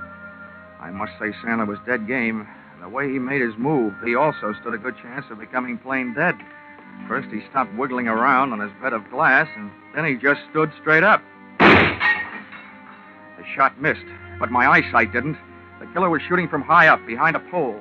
He was standing up on a glass showcase, hoping for a better view. And it didn't take me long to decide to give him a better view of the inside of that glass showcase. I started deliberately shooting his foothold out from under him.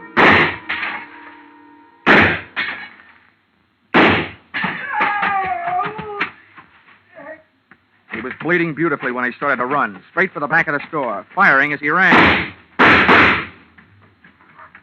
As one last souvenir, he threw his empty gun over his shoulder at me. People who live in glass houses shouldn't throw guns. I decided to join the track team and went on the chase. Back out of the main floor, through the employees' entrance, out to the dimly lit shipping department, and its loading dock filled with packages ready for shipment. I could hear him moving around among them. Okay, get your hands up and come out. I'm giving you a chance, but it's not going to last long. Get moving. I don't need your chance. I've got something better. Okay, so you want to play. I think I'll give you a couple of Yuletide presents early, and I'm sure nobody will mind if I open your head before Christmas.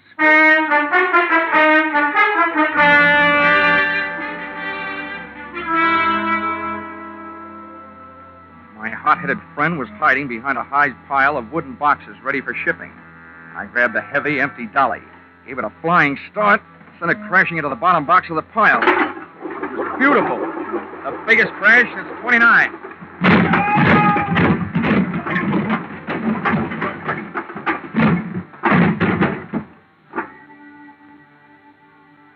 It was a tough fight, but, Mom, I don't think I won. At best, it was a draw. About the 15th time I belted him, he belted me right back. Then he got his hands on a hammer, laid it across the side of my head. I got the hammer, did the same for him, and made a hole in one. He fell squarely into a man-sized packing case lying at the foot of the packing bench. I was getting weak, dizzy. I had to hold him. One thing to do. Top a case lying right there. All ready. Nails part way in. Put it on right over him. Nail it on. Good, tight. Good, tight. Good, tight. Everything is going black.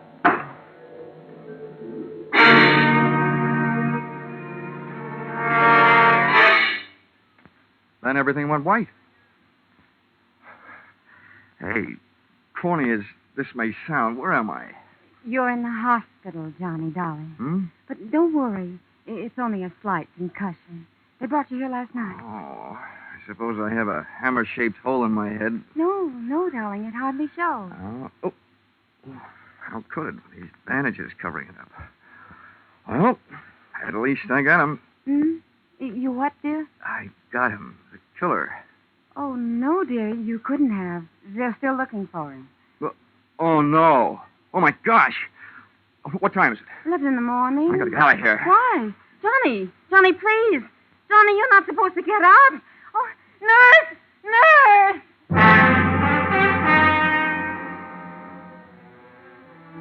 If they let him get away after all my trouble, somebody was going to need a doctor. Judy and I hit the department store in 12 minutes flat. 1 minute later, I was in the shipping department talking to the head man. Now, Mr. Dollar, just calm down. Everything's going to be all right. Now, exactly what is it you want to know? That big packing case, the one that was lying right here in front of the bench last night. Where is it? Oh, the great big one? Yes, the great big one. The one about 8 feet long and 3 feet wide? Yes, the one about 8 feet long and 3 feet wide. Well, there was something very peculiar about that case. You're telling me. Where is it? Well, this morning we came to work. The boys saw it all packed up, so they put it on the truck for upper New York State. Oh, no. Oh, indeed they did. But what was peculiar about it, even though they found it all ready to go, later on, they found all the merchandise that was supposed to go in it lying around loose.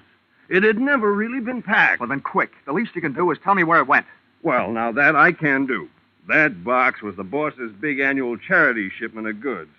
That particular box is on its way to some of the unfortunates who'll be spending this Christmas away from home. All right, so where is it? By now, it should be at the New York State Prison, up in Arsening.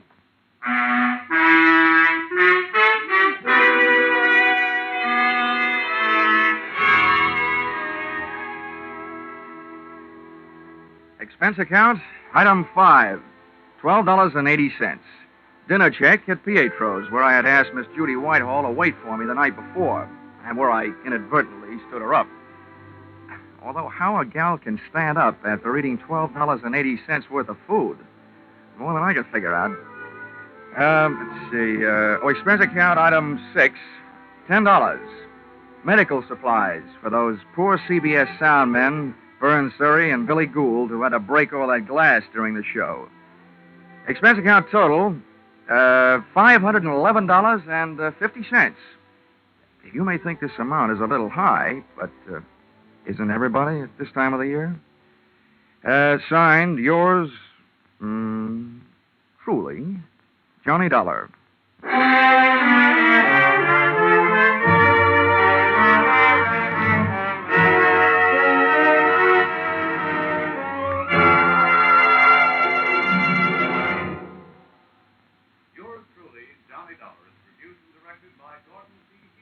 Stars Charles Russell. Script by Paul Dudley and Gil Dowd. Featured in the cast were Jay Novello, Georgia Ellis, Marlene Ames, Parley Bear, Paul Duboff, and Connie Crowder. The special music is written and conducted by Leith Stevens. Your announcer is Bob Stevenson.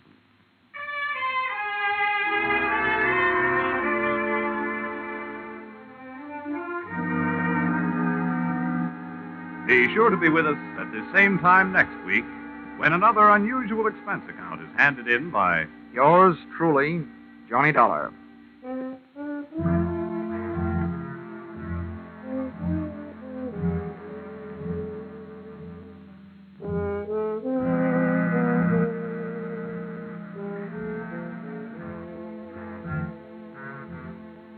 Those two pleasant gentlemen of music, Vaughn Monroe and Gene Autry, will be around with special Christmas music tonight on CBS.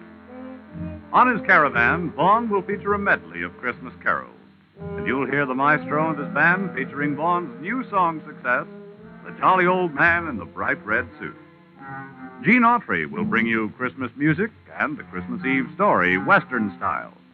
Be sure to hear these two Saturday night CBS stars, Vaughn Monroe and Gene Autry, on most of these same CBS stations. Now stay tuned for Vaughn Monroe's Caravan, which follows on most of these same stations. This is CBS, where yours truly, Johnny Dollar, meets adventure every Saturday night. The Columbia Broadcasting System.